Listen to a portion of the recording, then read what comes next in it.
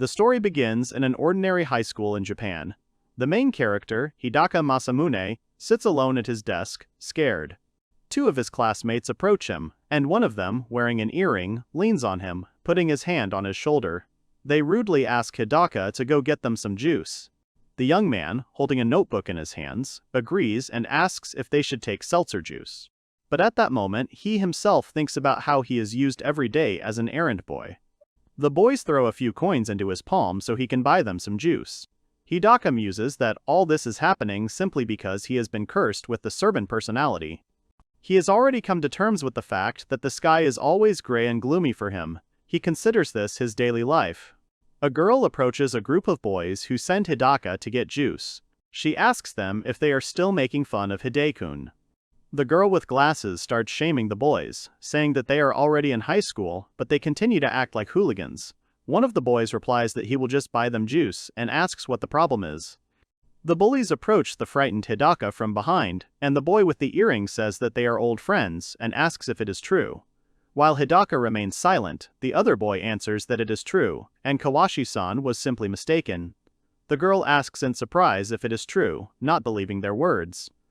Hidaka agrees with the bully's words, assuring his classmate that she shouldn't worry about him. Kawashi doesn't quite believe his words and decides to check again if everything is okay with him. The boy looks up and looks at her. Then he looks away and says he doesn't understand what she's talking about. He walks out of the classroom, leaving the confused girl behind. Hidaka believes that there are only 4 types of people who engage in bullying, and each has their own role in it. He divides them into observers, helpers, bullies, and victims. He goes out onto the roof and thinks that what they all actually like is that they weren't in the victim's shoes. Hidaka walks to the edge of the roof and puts his hands on the railing. He thinks it's broken. He climbs over the railing and, standing at the very edge, says out loud that it is not really him who is broken. And this world is broken. Hidaka says goodbye. He intends to end his life once and for all. During his fall, he thinks that it was not necessary to take his own life. But he was not able to continue to exist in this way. Introducing his classmates, he thinks that they most likely won't even notice that he's not there. Hidaka falls, and it is announced that Hidaka Masamune has died. The young man opens his eyes and looks at what is happening in amazement. He stands in the middle of a huge hall opposite a throne on which a man sits majestically. On both sides of him stand people who joyfully inform His Majesty that they have succeeded and that they have finally managed to do something. Hidaka wonders if he is alive and where he is. The man sitting on the throne greets the heroes. He expresses his joy that they have finally arrived to them. Hidaka doesn't understand what heroes he's talking about or what the man means when he says this. Hidaka notices that his entire class is standing behind him. The man says that his name is Johannes Greyberg, and he is the 47th king of the state of Greyberg. Hidaka turns around and wonders to himself why the entire class was moved here. The king expresses regret for having to call them all so suddenly. The young man catches the gaze of the boy who treated him badly and, frightened by him, turns away. His Majesty tells that the kingdom of Greyberg has been fighting magical entities for many years, but they still do not know when this war will end.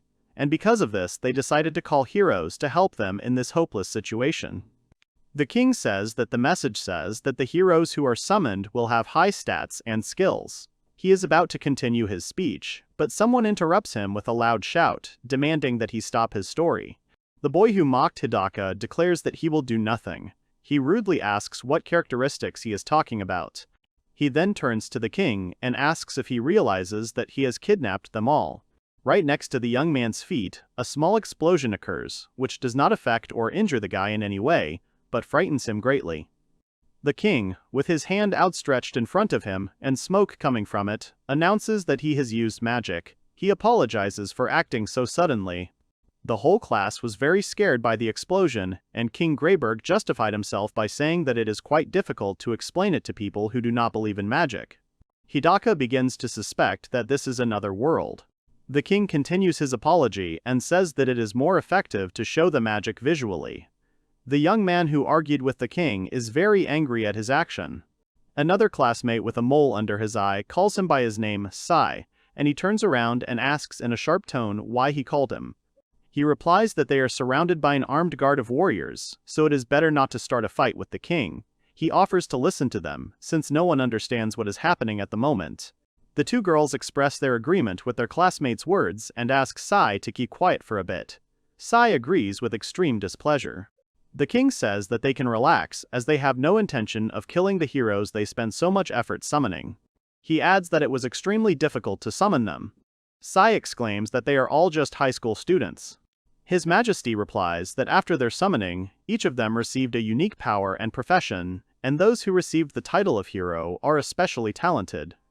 The girl with long hair says that they will understand everything if they say the word status. Sai says, and his stat panel appears. There he reads that his full name is Saikyou Kita. He is a level 1 sage, and his title is hero, and his magic skill is firehammer. The girl is surprised. She tells the king that there is great news. This boy is a sage. She adds that a sage is the highest class of knight, and he also has a sacred attribute. The girl turns to the king and says that she never ceases to be amazed by what is happening. Hidaka turns around in confusion. Someone shouts that the boy is a hero. The king and the knights are surprised to hear these words. The girl tells the boy with the mole that his stats are unmatched. The panel says that his name is Ichijo Yakimura, and he is a level 1 hero with many strong magic skills and also has a hero sword. Hidaka is horrified. He thinks this is all some kind of madness. He thinks to himself that all these people were happy initially, and now they have the opportunity to be happy even in another world. He thinks that something is happening too, and quietly, almost in a whisper, says the word status. On the panel he sees that his profession is healer. His title is reincarnated and his stats are quite low compared to others. Hidaka looks at the panel, sees his title, profession, and gets angry. He asks with hatred if this is his blessing. Nervously, Hidaka asks the girl to tell him something. She politely asks him what exactly he wants to know. The girl smiles affably, but when he asks what a healer does, her face instantly changes. She replies that healers are a profession that specializes in healing, adding that it is the weakest class.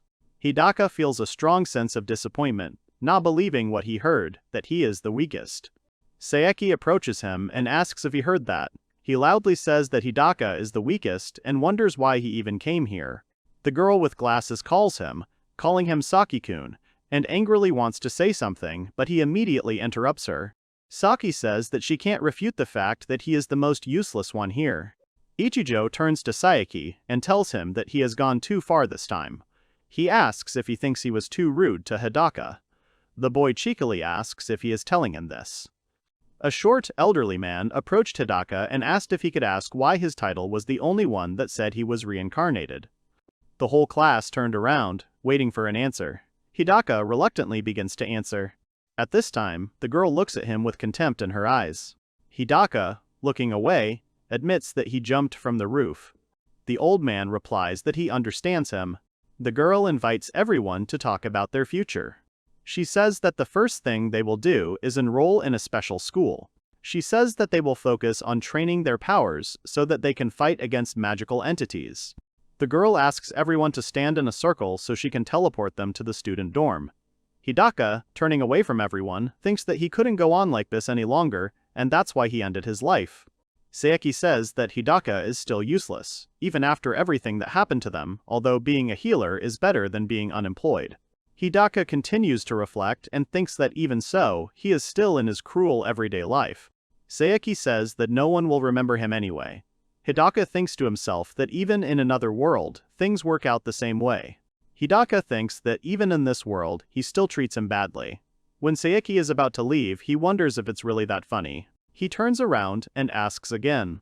He approaches Hidaka and asks what he just said. Hidaka replies that it doesn't matter and that he is already sick of Saeki, who grabs him by the collar. Hidaka declares that he is not going anywhere. The girl asks again in surprise. The girl asks if this is true. She says that when she found out he was a healer, she thought about taking him to a different place from his classmates. He is surprised to hear about another place. She says that the teleportation point is chosen randomly, so they would not be able to predict exactly where he would go. She explains that they call it a security system and they can always count on its support.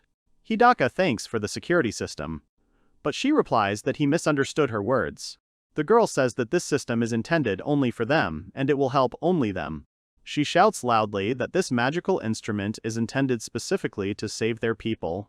She's angry that they used him to summon powerful heroes, but instead summoned him, a useless healer. She furiously asks how they can trust the safety of their people to someone like him.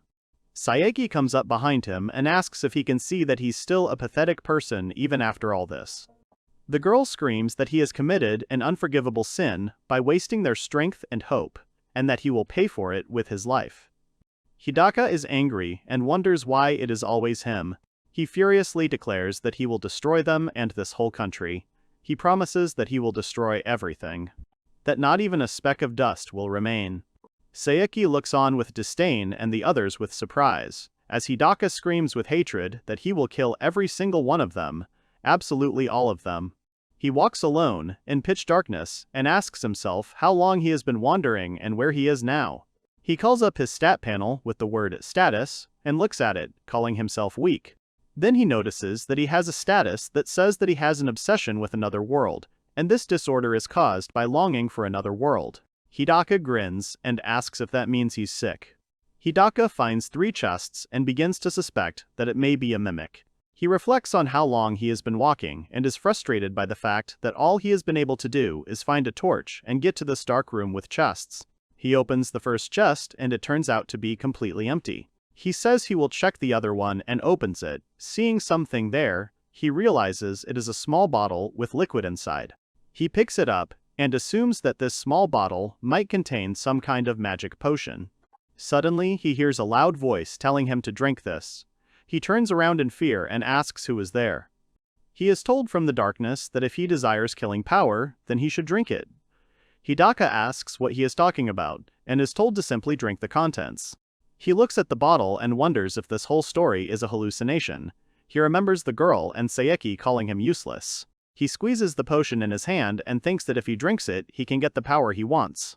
He reflects that he has thought more than once that if he were to end up in another world, he would want to start life from scratch. He opens the potion and drinks it, thinking that he still has a chance in this world. He decides to try it and drinks the contents completely. The bottle falls to the floor and breaks into small pieces. He believes that surviving in a deadly labyrinth is an incredible miracle. And in any case, betting on a mysterious bottle is better than just saying goodbye to your life. The action takes place in the National Academies of the Kingdom of Ares, in the Kingdom of Greyberk. The students walk through the student dormitory and talk to each other. Someone mentions that they think Ares-san is very cute. The girl with glasses is confused and asks if they saw her ugly face. Saikyou replies that beautiful flowers usually have thorns. Ichijo says that those aren't thorns and that she did have killing intent. He asks if they'll see Hidaka again. He asks Saikyou if he really likes it. Saikyou asks him again, and Ichijo tells him not to pretend and it's about Hidaka. Saikyou disdainfully notes that Ichijo is being too kind to him and tells him to stop it, as he is tired of this talk. Kawashi suddenly decides to mention Kita. She says that she has been silent for a long time, but Saikyou and Kita have always treated Hidaka badly. The boys deny Kawashi's words. They say they did none of that. Saikyou tells them not to touch Kita and that there is nothing they can do to help. He claims that even if they blame them, Hidaka will never come back. Saikyou assumes that he is already dead by now. Meanwhile, Hidaka lies unconscious in a dark room with chests. He wakes up and realizes that he most likely fainted. He says that despite the severe pain, he does not feel any changes in himself. He wonders if it was always so bright or if it was the effect of the liquid he drank. He throws down the torch and says that the price for it was the unbearable pain he is experiencing at this moment. He notices that there is still one chest left unopened by him, and as he opens it, he wonders what the result will be this time. However, suddenly, this chest turns into a huge monster with large sharp teeth and attacks Hidaka. The young man does not have time to escape, and the monster seriously wounds him. Hidaka screams loudly from the incredible pain he is experiencing at this moment. The monster has bitten off part of his arm. The creature is standing in front of him and is about to attack him again. Hidaka runs away screaming, and the monster doesn't follow him, but turns back into a normal chest. Hidaka, hiding somewhere, tries with all his might to heal his wounded arm. He swears because he guessed that it was a mimic. His health has dropped to 42 out of 60, and his mana to 38 out of 50. He says that healing doesn't work and calls himself the weakest class. He begins to realize that he cannot defeat such a monster, but his hand begins to heal. Hidaka looks at the panel where it is written that he has obtained a unique skill called Goddess's Blessing, Divine Vengeance. This skill was obtained by using the secret medicine of the God of Vengeance and includes the skill Reverse Pole. Hidaka wonders if that thing is the secret cure. He reads on the panel that the reverse effect can arbitrarily set the status of any object and can be cancelled. But when the status is cancelled, the polarity sign immediately changes to the opposite. Hidaka wonders if this is all because of the use of healing. An announcement is made that the launch of Divine Vengeance activates Reverse Pole, but healing is replaced by Erosion Wave. Hidaka is indignant about why so loudly and does not understand what erosion means. The panel says that the erosion wave is a spherical wave with an erosive effect that radiates around the user and takes away the life of whoever it touches, and the range of the effect can be expanded by distributing the magic power. Hidaka sits and reads his panel, wondering if healing really turned into the saving erosion wave. He thinks that he might be able to defeat this monster, and he returns back to the chest. He understands that the chest is in the same place, and it will not move until someone tries to open it. His hands are still shaking, although he has returned his left hand to a functional position. He is worried and hopes that he will die. He uses Erosion Wave, and it moves towards the monster. Hidaka defeats the monster with his new skill. There is a small explosion, and he notes that this is how reverse works. He shouts joyfully that he has won. It turns out that the notification that Blessing of the Goddess is activated and he is offered to choose loot. Hidaka is confused about Goddess's Blessing, since he didn't use it. He wonders if he can get his loot. On the panel, he reads about the new skill, Mimicry, which allows you to change your appearance. It also says about the skill, Royal Arc, which is a space designed for storage, and the potion, Lesser Restoration. He believes that the Royal Arc will definitely be useful to him too, and thinks that for a simple box there was a lot of useful stuff in it. An announcement is made that the Mimic was level 500 and was a Guardian. Hidaka is surprised that the monster was so strong. The level up notifications are coming in huge numbers. The notifications keep coming, and he wonders how long this will go on. One of the notifications says that the level of healing has been increased due to the increase in the user's level. Hidaka is surprised that magic has levels too. His healing skill has increased. Notifications are coming in huge numbers, which is extremely annoying for Hidaka. Hidaka looks at his stat panel and is surprised by his stats. His level, skills, and abilities have increased significantly. The young man, reading the panel, says that since he does not know the standards of this world, he cannot be sure that with such a level he can call himself strong. He thinks about his classmates and fears that they may all be much stronger than him. The young man, looking into the dark corridor, decides that it is time for him to continue on his way. Walking along it, he finds himself near a mysterious, large gate. He assumes that an event awaits him behind these gates, and without thinking, he tries to open them. However, he can't open the doors on his own, and he wonders how he can get in. An idea suddenly comes to his mind about how to do it. He decides to use his magic skill, Erosion Wave, and makes a big round hole in the gate. He concludes that it is not necessary to do everything honestly. Hidaka, entering the spacious hall, is surprised. He sees a levitating staff in front of him. Overjoyed, he runs to the staff and says that he has been waiting for so long to finally receive some equipment. He runs up, but when he tries to grab the staff, a strong earthquake suddenly starts. He is confused. The only thing he can understand now is that the room is shaking violently. Hidaka hears a loud bang from above. He looks up and sees that the ceiling has given a huge crack and continues to break. The ceiling finally collapses and something falls to the floor with a loud crash, causing Hidaka to feel genuine horror. A giant in knight's armor appears right in front of the young man and swings his huge sword at him. Hidaka does not believe that this could be the guardian of that staff. The sword almost touches him, but at the last moment Hidaka manages to dodge. The guard hits the floor with his sword with such force that it shatters into pieces which fly at Hidaka. The young man understands that the guard is too strong. But he thinks that he can defeat him, since his physical resistance has increased significantly. Hidaka uses his protective aura and sees that the giant has slammed his sword into the floor with such force that he can't pull it out. The young man realizes that this is his chance to defeat the enemy and attacks with magic. He hits the guard and wounds him badly. The knight falls to his knees from the wound he received. The young man thinks that he has already defeated his opponent. He is surprised and glad that it was much easier than he thought. But the guard rises to his feet and suddenly hits Hidaka with such force that he flies back to the wall, causing it to crack. The knight stood up, and the young man wondered why. He thought he had already defeated him.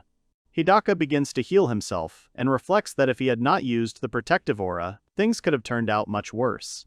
He realizes that he has become overconfident after leveling up, even though he is only a healer. Thinking about what to do, he decides that it is time to show his full power. He attacks the enemy with all his remaining strength, and his attack is much stronger than last time. His blow strikes the knight dead. Hidaka realizes that this is the end, and the guardian instantly evaporates. A notification comes about receiving a new item, namely, the Elder Knight's sword and skill upgrades, where it says that Mimic Style allows you to hide your status at a higher level. Hidaka is surprised that it can work like this. The young man looks at the panel and realizes that he is already level 212. He says that despite his level, his magic level is the lowest, level 5. He remembers the girl who contemptuously called him the weakest class, and denies her words in his head, thinking that they will see that it is not true at all. The notice says that he has received a new magic item, Holy Wrath, with the holy attribute, Holy Light. Hidaka holds it in his hands and examines it carefully. He reads in the notification that it is a magic item and is happy. He is sure that he will definitely need it someday. The action takes place in the National Academy of the Kingdom of Ares, Training Ground Number 1. The exhausted boy falls to the floor. The teacher asks how he is feeling, and the boy replies that he is fine. The teacher says that his magic circle is unstable and requires concentration. Teacher Philip Butler claims that the boy's explosion magic is very strong, so much so that it is very difficult to control, but he must learn to use it without the help of chanting or a magic circle. Philip adds that if he cannot do this, he will not be able to defeat even the most ordinary demon. He tells the boy that it is his duty to be a hero, and the boy agrees. Sitting under a tree, Saijaku and his comrade watch the scene unfolding intently. Saijaku, upset, claims that they lack magical power. His interlocutor, not having heard, asks again, and the young man repeats, asking what good their magic is then. Saijaku says that in the end, only one boy out of all of them can use his magic. His friend replies that he now understands why he thinks about that boy. He tells Saijaku that they are just decorations, and being a hero and being called one are two different concepts, and nothing can be done about it.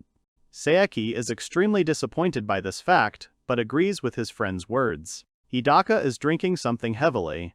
He walks down the hallway with a bottle in his hands and says that although it was his first time drinking sake, he thought the sake was absolutely excellent. He considers himself very lucky because he came across a food warehouse, so the food problem is solved for now. He sees a big door and thinks about going in.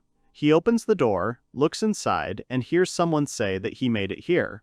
A man with pointy ears sits on the throne in front of him and greets Hidaka, calling him an adventurer. Hidaka does not understand what is happening and stands there in amazement. He reflects on where he is and how the atmosphere here feels completely different. A man asks a strange magical creature that resembles a flying eye named Zuri how many years have passed since the last time an adventurer visited him.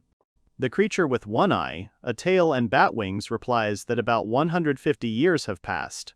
The man thinks and is surprised by the fact that so much time has passed since then. He rises from his throne and exclaims that today is their holiday. He walks towards Hidaka and says that he is Shoun, the Snake King, and calls the young man to begin. He approaches Hidaka and offers to fight. At this moment, Hidaka feels something in his stomach. He releases his gaze to look. The Snake King pierced his stomach with a sword and exclaimed that he finally remembered this feeling. He pulls out the sword and, laughing evilly, repeats that for him this is the most wonderful feeling. The young man thinks that he is unable to breathe, and Shoun insists that he is disappointed that this is the adventurer he has been waiting for 150 years. While Hidaka is in the process of healing himself, the king, leaving, adds that they have become much weaker since then. Shoun turns to the youth and asks if he is a priest. Zuri asks for time to look at his characteristics. The magical creature exclaims in surprise that the young man is a healer. The Snake King assures that the healer could not have reached him alone. Zuri says that this is strange. The king does not understand what his creature is talking about and clarifies what exactly. It wants to say something about the young man's skills but does not have time to finish. Hidaka takes the staff and attacks the creature with holy light. With his blow, he destroys the magical creature and it instantly evaporates. A notification comes that the blessing of the goddess has been activated and you need to collect the loot. The king exclaims that the youth dared and wanted to attack. However, Hidaka manages to get ahead of him and carry out his attack first. He releases a magical attack and thinks he hits the Snake King, so he wonders if this is the end for him. But it turns out that Shonen managed to dodge his magical blow. The king yells, asking what kind of magic he uses, and then sees that his sword is chopped off. Hidaka is upset that only his sword was damaged. The king wounds Hidaka and is angry at the young man for killing Zuri and now wants to deprive him of his sword. Hidaka falls to his knees from the powerful blow, and Shonen asks if the young man still thinks that he will be able to leave him alive today. Hidaka heals himself and thinks about how he can't see the Snake King because he's moving too fast. The king looks at the staff and asks if it was he who created the magic that killed his magical creature. He believes that this is the case, but does not understand why there are no signs of use on it. Shonen, confused, says that Hidaka is behind the hero. The young man replies that the flying eye has already told him that he is a healer. The Snake King wounds Hidaka, not believing his words. He thinks that the boy is hiding his status. The enemy demands Hidaka to tell the truth before he completely slashes him. Hidaka continues to answer that he is a healer. The king, continuing to inflict wounds on him, calls the youth a liar, and claims that Hidaka could have killed him too, and this is precisely why Zuri was so wary after seeing his characteristics. Hidaka lies wounded and powerless on the floor. He cannot get up and understands that recovery never comes. Shonen shouts that he is definitely hiding something, since a healer cannot use offensive magic. Hidaka reiterates that he is a healer. The king, in a rage, demands to know his name.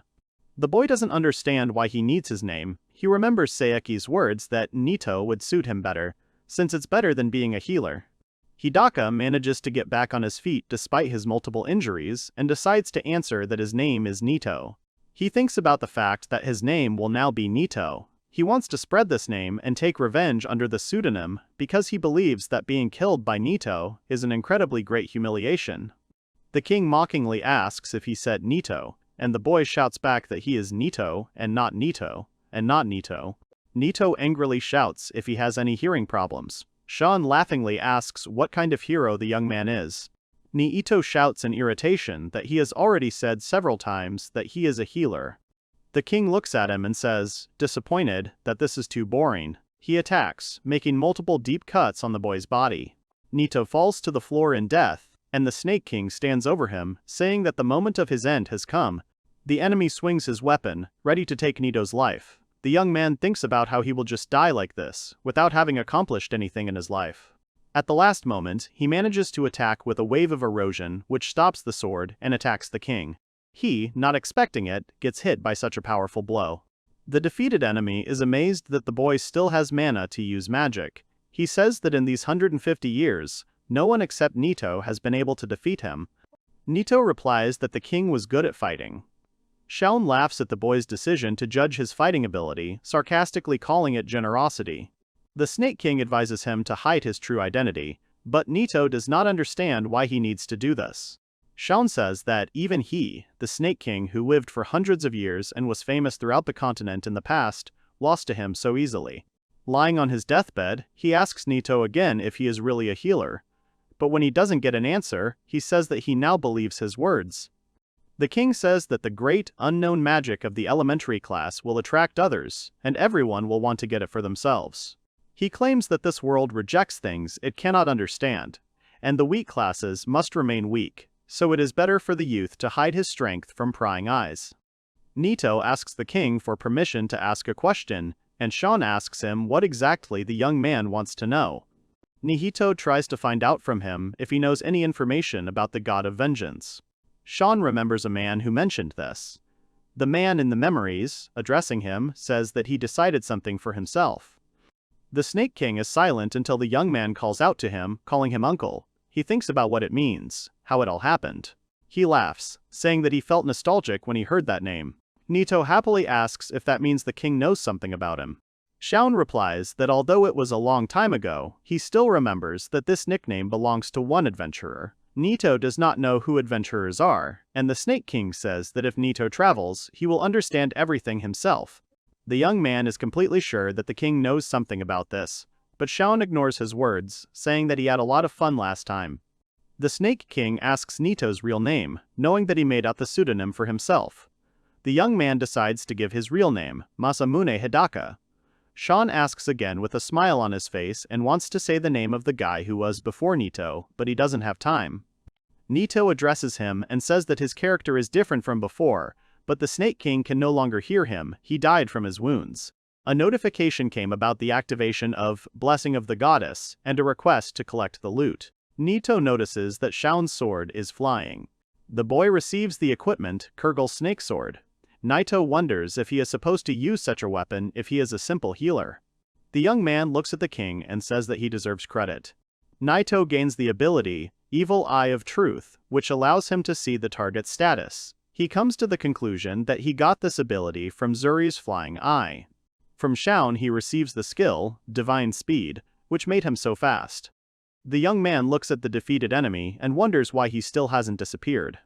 Nito notices a ladder in front of him and decides to check it out, hoping that it will lead him out of this labyrinth. As he climbs the stairs, he comes to the decision that he will definitely get out of this place, no matter how long it takes, and will not die until he takes revenge on all his offenders. Nito learned that magic could easily cure a hangover, so he continued drinking sake. As he climbed the stairs, his thoughts were occupied only with when it would finally end. Suddenly, someone screams, alerting Zeke that there is something behind him. Nito looks around, certain that he heard someone's voice. Mito finds himself right in the middle of a dense forest and feels extremely confused. Looking around, he wonders how he suddenly ended up in this forest, because he is sure that he was simply climbing up the stairs. He feels a strange feeling and assumes that it was teleportation, although he thinks that he did not touch anything or activate anything. Nito is happy that he finally got out of that terrible labyrinth to freedom. He is looking forward to the beginning of his adventures in a new world for him. At that moment, he hears someone calling someone named Alfred. He turns towards the voice and hears someone warning Zeke to be more careful.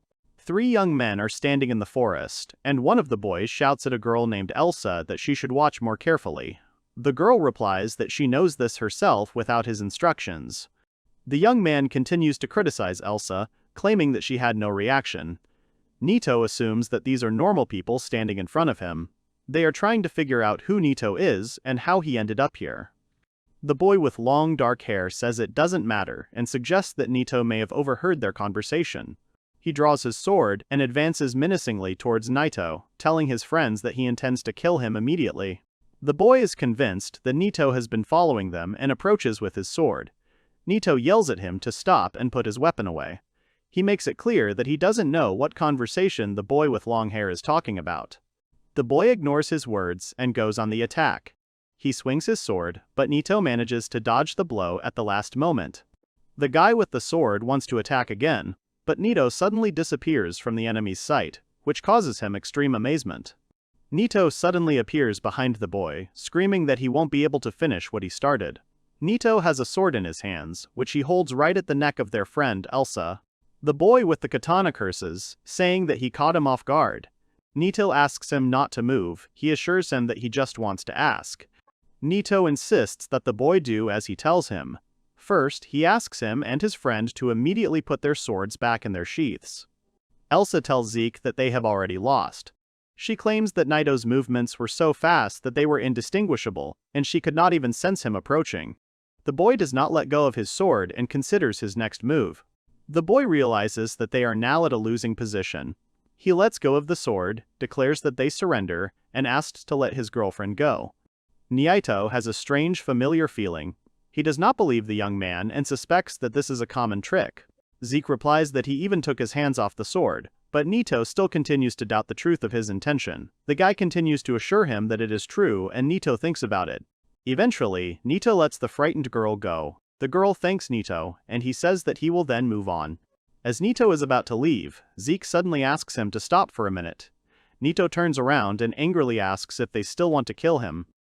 The guy introduces himself, but Naito rudely replies that he is not interested. Zeke replies that he has one request for Naito. The boy wants to ask Naito for help. Naito is surprised by this request, and a nervous laugh escapes from him. The boy doesn't have time to answer when Elsa shouts at Zeke, demanding that he not drag Naito into this. Naito thinks that it's too much of a hassle for him anyway, so he doesn't plan on helping them. Finally, he advises them not to hit other people anymore, because it is bad, and waving his hand at them, he begins to leave. Naito doesn't get far before Zeke suddenly uses fire magic. Several large fireballs form in the air and fly straight at Naito. He dodges the attack, disbelieving what is happening, and asks Zeke what he is doing. The boy uses a fire hammer, and a large fire attack builds up in the air above him. The boy says that he will act coolly. Zeke continues to persistently ask for help during the attack. He assures that they just need a little help from him. Naito thinks that this guy is just a real madman. The young man thinks about Zeke's words and the events that are happening and does not understand how one can hide in such a situation.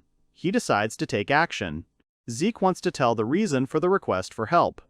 He uses the evil eye magic and sees Zeke's stat panel in front of him.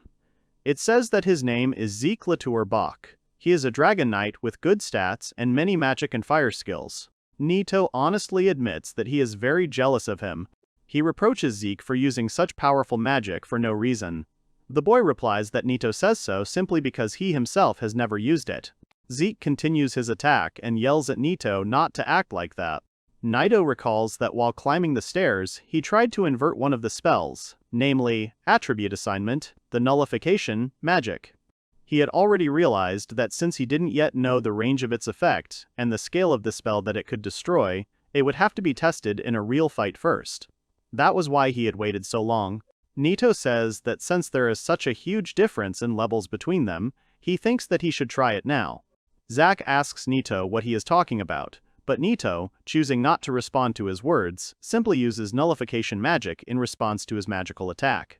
With the help of magic, Naito manages to stop his magical attack.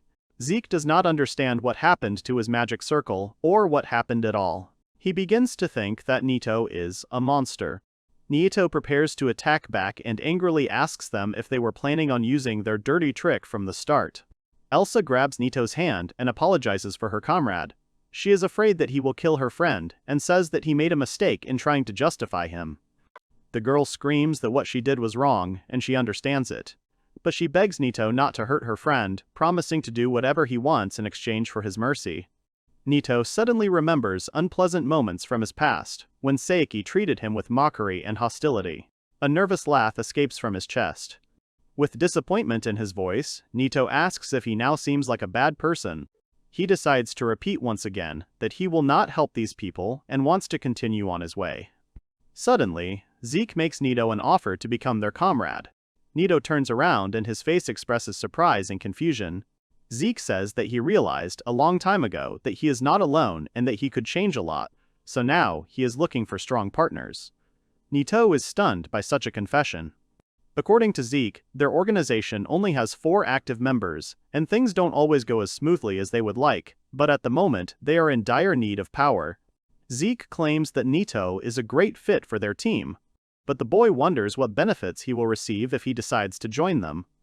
Zeke assures him that they can get him anything he wants, but Naito responds by saying that there is nothing he needs right now. Zeke asks if Naito would refuse even if they could grant him any wish. Elsa demands that Zeke stop his persistent persuasion immediately, but he remains adamant. He admits that he does not have much time left and needs a strong comrade. Zeke holds out his clenched hand and asks Naito to take something. The young man carefully takes the ring in his hands, and Zeke informs him that this is their means of communication. They pour their magical power into it, and this gives them the ability to communicate with each other over a long distance. Zeke suggests that Naito not rush to refuse, but take some time to think about their offer and give an answer only when he is completely sure of it. Zeke explains that they named their organization Dragonheart, and they strive to completely rid this world of the rotten elite for the common good. Naito asks with laughter and irony in his voice if they really took him for a follower of their ideas. According to Zeke, they staged a run into the Duke's territory where they are now, and after them there was not a single soul left there. Naito wonders if they killed everyone there. Based on Zeke's words, he decides it would be best to accept the ring and take it with him. Zeke and Elsa's comrade expresses astonishment. He is surprised when he sees Naito using a spatial storage. Naito asks if the spell is so rare. The boy replies that it is the first time he has seen it in his life. Naito asks about the boy's future plans. Zeke replies that they are currently heading to the kingdom of Greyberk. Zeke mentions that this country summoned heroes a month ago, and they want to begin their own investigation into it. Naito realizes with horror that it has already been a month since he and his entire class were transported to this world. He worries that he has missed many important events during this time. Zeke, realizing that Naito is worried about something, inquires about his condition. Naito was so lost in his thoughts that he didn't answer the question posed to him. When he came to his senses, he lied and said he was just thinking about going to town. Elsa happily informs them that they are now on their way to Hausen, and that they will arrive at their destination in 3 days on foot. Zeke reminds Naito that he never told them his name. The boy decides that he cannot tell them his real name, since they are heading to Greyberk, and introduces himself by his pseudonym, Naito. But suddenly he remembers the Snake King Shaun, who called him Naito. He decides that from now on he will call himself Naito. The young man looks up at the sky and rejoices in his long-awaited freedom. He is walking slowly through the forest, enjoying the moment when he does not have to do anything and can just walk. Suddenly, he hears a noise from the trees. A pack of wild wolves appears before him, and Naito is delighted by this turn of events. He rejoices, realizing that this is it. After all, this is another world. According to Naito, the situation is starting to get heated, and he just needs to relieve his tension. At first, he wants to check their status with magic, and what he sees shocks him. He sees that they are too low for him, level 8. He remembers that Zeke had 48, and he thought that this was the norm for this world. He is ready for battle, and says that it is time for him to start collecting loot. Naito hears a shout politely asking him to duck, and someone quickly runs past him towards the wild wolves. This man, in a matter of seconds, defeats the entire pack of hunting wolves at once, without making any special efforts. He warns Naito that they are in a dangerous place for them. The person who so easily defeated the wolves turns out to be a cute girl with short hair. She asks if Naito was injured. The young man replies that he did not receive any wounds, but thinks to himself that this is too much. While the girl proudly announces that Naito's life is no longer in danger, even though the situation was quite dangerous, Naito decides to take a look at her stat panel. He learns that her name is Shara Ekerart. She is a senior knight, and she is level 32. The girl comes close to Naito and notices with confusion that he does not look particularly happy about her words. Naito is frightened by such close contact with Shara. The girl is called loudly from the carriage, calling her Miss Shara, and she gets into it together with Naito. The man sitting there turns out to be a merchant. He smiles amiably and says that he is William Vector and introduces his cabman, named Kaze. He adds dryly that he is pleased to meet you. The girl introduces herself as Shara Ekerart and stares at Naito without taking her eyes off her. Under her persistent gaze, Naito calls out his chosen nickname, which Shara called a rather strange name. Naito wonders what is wrong with her. William informs Naito that they are taking goods to Rothausen. He cheerfully tells that he met Miss Shara completely by chance when he was looking for an escort in the capital. Naito sheepishly states that he will probably only get in their way on their journey, but the merchant insists that the more companions they have, the better the journey will be.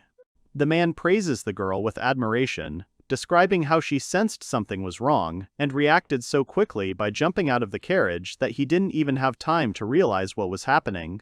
He admitted that up until this point, he had never seen the White Royal Knights in action, although he had heard a lot about them.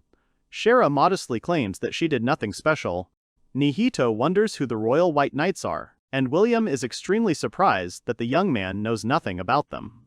He tells that the capital of Rothausen is ruled by kings of a family that has been sitting on the throne for several generations, and the current ruling king is Arnold Rothausen.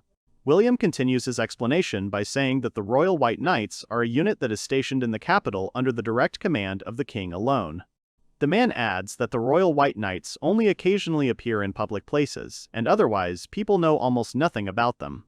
William addresses Cher, noting that meeting a knight like her in such a place is something akin to a miracle. The girl is embarrassed by these words, trying to deny their truth. Naito also begins to think that he clearly did not expect to meet a white-haired girl. Looking at her, he realizes that she really does look like a heroine from another world. Shara points out that she also knows something about William, but the merchant jokes that he can't even compare to her leg. Shara praises William, saying that you can buy the rarest items from him that you can't find anywhere else. She claims that there is no one in the merchant world who doesn't know his name, and even in the neighboring kingdoms they have heard of him. Based on Shara's words, Nito concludes that William definitely needs to be accompanied on his journey. The merchant only expresses joy that his business is now significantly on the rise. William asks Nito how he ended up in such a place. The young man decides not to go into details, telling the whole truth about himself, and says that he was just thinking about a little adventure. The man assumed that Nito was heading to the guild. Nito thinks that of course there must be a place in this world where people's dreams originate. He tells the merchant that this is where he is headed, and Shara cordially offers to escort Nito to the guild once they arrive in the capital. The girl asks with interest what class Nito belongs to, but the young man is not sure if he can tell them the truth about himself. Nito remembers Shaun's advice to hide his identity and what Zeke said to him. He is lost in doubt, trying to decide what is the best course of action to take now. He considers lying and saying he's a sorcerer or a swordsman, but the thought suddenly makes him feel sick. Shara turns to him again, waiting for him to answer. Nito decides to tell them the truth. He announces that he belongs to the healer class, which surprises William. The man assumes that Nito wants to find a team for himself in the guild. The young man replies that if such an opportunity presented itself, he would be happy with such an outcome of events. Sherry suggests letting her talk to the guild. She thinks that together they can definitely come up with something suitable. The girl enthusiastically states that he will definitely be able to find partners for himself, since even the most experienced adventurers would benefit from a healer. She says with delight that he can become an example for all those people who are completing because of their low class. Nito notices her confidence and promises that he will do everything in his power. As they continue their journey to the capital, Shara casually asks Nito if he would like to learn fencing skills. Shara reminds him that his mana is not used up at all when practicing swordsmanship, as it is not a magical attack. Nito asks in surprise, how can healers use a sword? The girl doesn't understand why Nito thought that, because he is a healer, he can't use a sword. She replies that healers can use anything, an axe, a sword, or even a rapier. Nito realizes that the class doesn't have as many restrictions as he previously thought due to the girl's words, who claimed that healers only know how to heal and nothing more. Nito decides to check if the healer can use magical attacks such as fireballs or electric shocks. Shara says that it will be too difficult for them to use those types of attacks. She begins to explain that there are some significant differences between a mage and a healer, due to the fact that the very nature of their magic is inherently different from each other. Nito asks about the purpose of attribute assignment, adding that he is still learning and does not know much. Shara replies that attribute assignment is different from magic attribute. The boy asks how exactly they are different from each other. She explains that the fundamental difference is that attribute assignment is a magic that only applies to weapons, and that using attributes like fire or water without magical power is impossible. Nito understood little of this information. Shara adds that it is highly unusual for a healer to use assign attribute, so she again strongly advises him to take up swordsmanship. Nito thinks that this skill will definitely be useful to him in this world. Shari enthusiastically asks to be sure to let her know if Nito decides to try his hand at fencing. Nito and his companions arrived at a small village called Tanya, and William suggested that they stop there for a while to rest from the long journey. They got off the cart and noticed a crowd of men gathered around someone. They decided to go and find out what happened by asking the locals. An elderly man sitting in the center of this crowd of people noticed the people who had arrived in their village and asked who they were.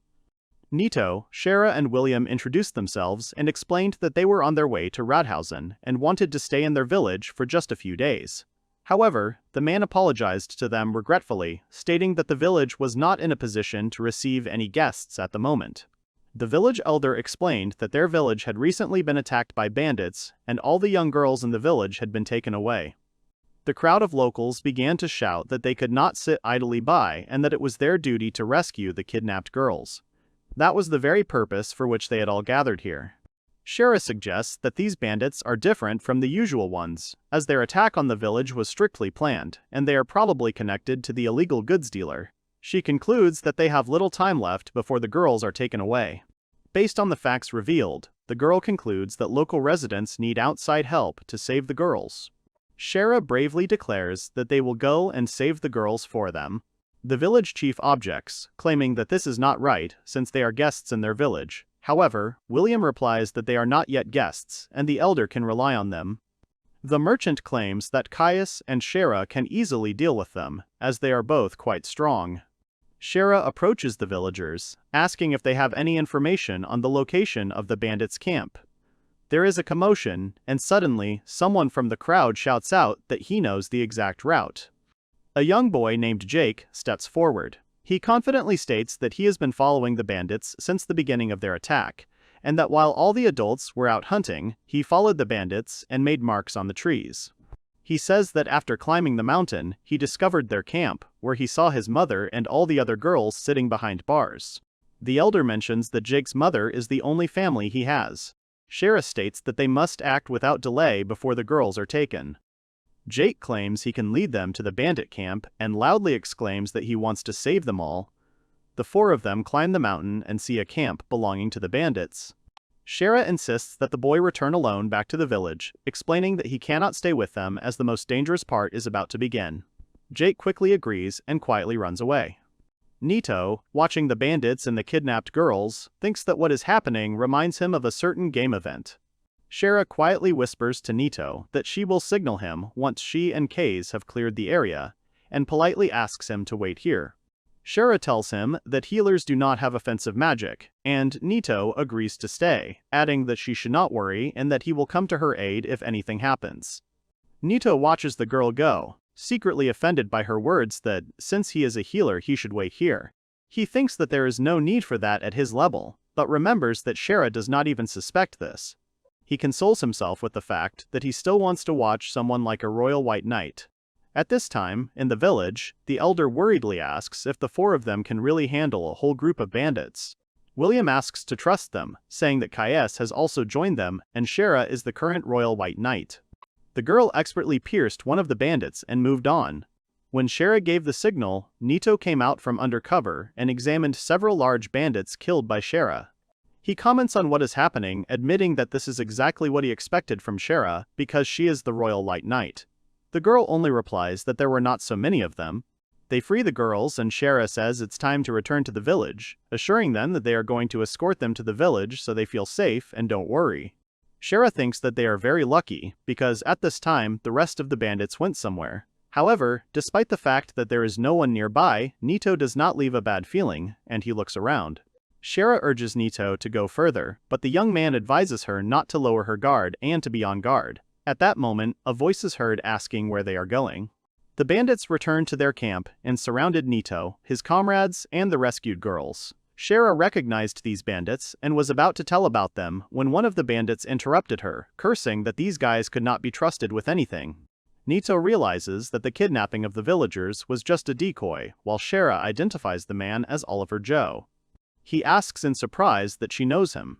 The girl says that he is a former royal knight of Rodhausen, the commander of the capture unit known as the Ash Squad. She tells that 2 years ago, the leader of the squad suddenly killed all his subordinates, and thus ignited the flames of war. Oliver bows slightly and sarcastically thanks them for the introduction, saying that as they can see, he's now become a gangster. Shara doesn't understand why people keep following him. Oliver asks her again. He wonders if people still believe in the royal and knightly oaths they take to their country, adding who needs these rotten things anyway. Shara exclaims, refuting Oliver's words, saying that the current king of Rothausen is an incredibly magnanimous man. However, Oliver decides to remind her of the king's order called Absolute. He claims that the killers have the same eyes as Shara and asks her if she thinks a person who has sworn allegiance to his country should have such eyes. He assumes that Shara will now answer that she is not like that at all, but without giving her the opportunity to answer, he offers her to sell herself at a higher price. Oliver orders the bandits to kill them all, and the bandits attack immediately without remorse. Shara stands in front of Nito and asks him and the others to move away, trying to protect everyone at once. Shara reacts to the bandits' attack without delay, using the magical attack Ice Front, and kills several attacking opponents with one blow. Oliver claps his hands and says that this is exactly what you would expect from the White Royal Knight. Shara is upset that he managed to notice her magical attack. Oliver claims that a green fighter like her will never be able to hide anything from him. At this time, while Shira is distracted, one of the bandits notices that no one is covering Nito and decides to take advantage of the moment by attacking him. Suddenly, Case appears in front of him and easily defeats the enemy with an explosive barrier, killing him. He turns to Sheru and asks her to focus her attention on the center. Nito sincerely admires the abilities of Shira and Kais, confident that the attacking bandits are simply not capable of something like that. Shira and Kais quickly and easily defeat their opponents. Oliver, watching the battle, notes that the bandits are very weak and is disappointed by the fact that in all their years as thieves, they have not been able to gain strength. Shira, having finished her fight with the last attacking bandit, suddenly hears someone's familiar voice screaming for help. The woman, seeing Jack in Oliver's arms, wants to run to him, but she is stopped. Jack screams, but the bandit, grabbing him by the hair, tells him to shut up immediately. Shira is confused and asks what Jack is doing here. Oliver replies, with a grin, that he's just used to doing everything alone. He adds that sending him home alone while in enemy territory was a strategically stupid decision on the part of the king's knight. Shira sternly demands that he let the boy go. Jack lets out a piercing scream, begging Shira to save him, and Oliver angrily repeats for him to shut up immediately. Oliver threatens to pierce Jack's ear or throat since he is being so noisy. He puts a knife to his neck and sarcastically says that he should not accidentally kill him. Shira realizes that she won't be able to save him in time. With tears in her eyes, the woman loudly shouts the boy's name. Suddenly, Nito appears behind Oliver, holding a dagger in his hand. Nito instantly stabs him in the neck with a knife so fast that neither Oliver nor the others even have time to understand how it happened. Oliver dies almost instantly from the wound he received. Jack turns around and asks in surprise how Nito got near him. The boy leaves the question unanswered, seeing that everyone around him is in shock, staring at him. He, feeling nervous, states that it is time for them to return to the village, as the villagers who are waiting for them to return might start to worry about them.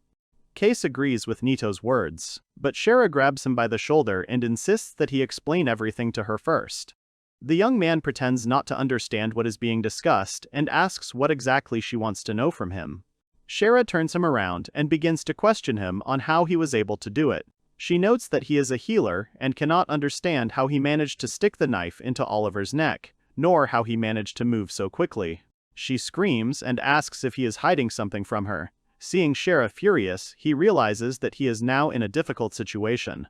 Shira remembers the status and demands that he show it to her immediately. Nito, trying to get out of it, suggests returning to the village first. Shira reluctantly agrees, but insistently asks him to explain himself to her as soon as they return to the village.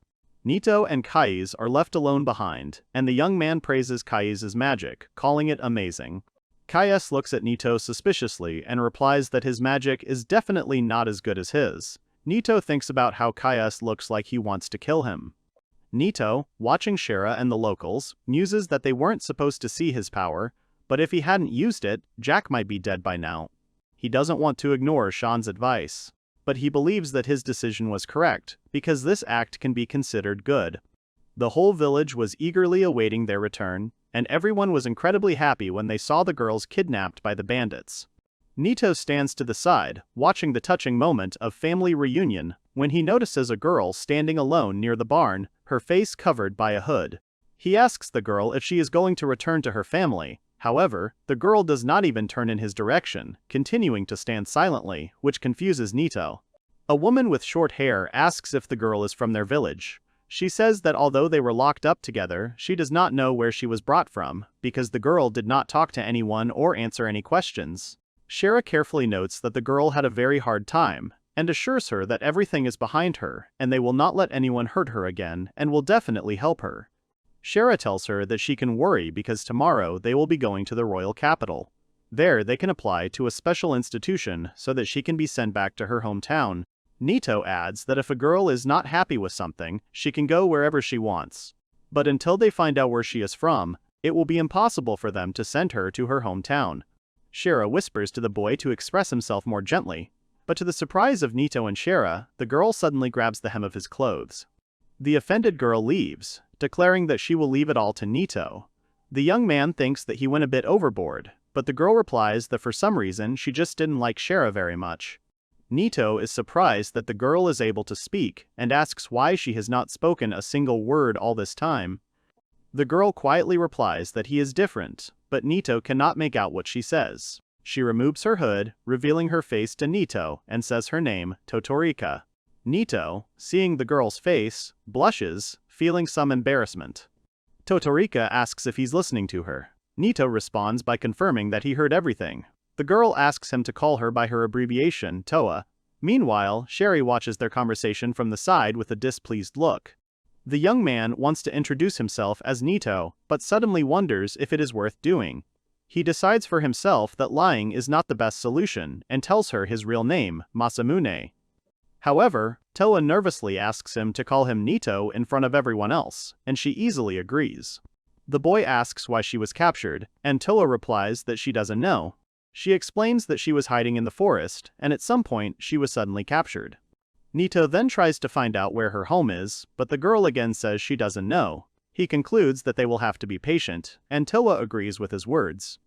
While loading things into the wagon, Case asks William what he thinks of the day's events. He responds by asking what kind of things Nito would be able to do if he became a royal knight. Case thinks that this would be something impressive, and remembers that Nito defeated Oliver using only a simple sword fragment and nothing more. However, the problem, in his opinion, lies in the class that Nito belongs to. William wonders if Nito will become violent in the future, finding it ironic that such an adventurer is of a class completely unsuited to him. He suggests that Nito's path will be rocky, but Case immediately denies this. Case is confident that Nito will never have any problems at all. He believes that the young man is a real monster. William is extremely surprised by his words, and says that if Case himself thinks so, then the situation becomes even more interesting than it was before. William smiles as Shara glares at Toa, who is sleeping quietly on Nito's shoulder. The boy reacts with fear, finding Shara's gaze quite creepy. Early in the morning, the five of them left the village of Tanja and continued their journey to Rothhausen. Suddenly, Shara remembers that Nito promised to show her his status. She can't believe that a simple healer could defeat such an opponent as Oliver so easily. She hopes that this time she will get a more convincing explanation from him. First, she furiously asks if he really is a simple healer, to which he receives a positive answer. Nito shows William and Sherry the modified stat panel, and says that he never even thought of lying to her about his status. He points to the skill, Divine Speed, and claims that it was thanks to this skill that he was able to get to Oliver so quickly. Shara says she understands and apologizes for her past behavior. Nito reassures her that everything is fine and he is not mad at her. He smiles and thinks to himself that he is very glad that he has such a skill as facial expression style, which was very useful to him at the moment. The carriage pulls up to the huge walls, and William happily announces that they have finally reached Rothhausen.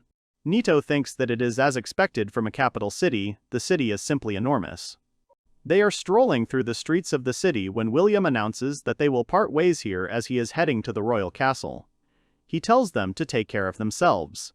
Nito expresses his sincere gratitude for William's ride to the capital. They bid each other farewell, and the merchant goes his way. Shara suggests going to the guild, as they originally agreed. They reach a large, beautiful building, and when they enter, they see a huge number of people sitting at tables and having a good time. While Nito is surprised that the guild is combined with the tavern, Shara asks him to come to the counter. There, the girl politely asks him to put his hand on the ball in order to find out his status for subsequent registration. He places his hand on the ball and decides to use his mimic-style skill, hoping that it will work in this situation as well, as he doesn't want to draw too much attention to himself. The girl behind the counter voices the nickname he chose, letting him know that his skill is working. The ball displays his corrected panel of characteristics. The girl clarifies his belonging to the healer class and accepts the data.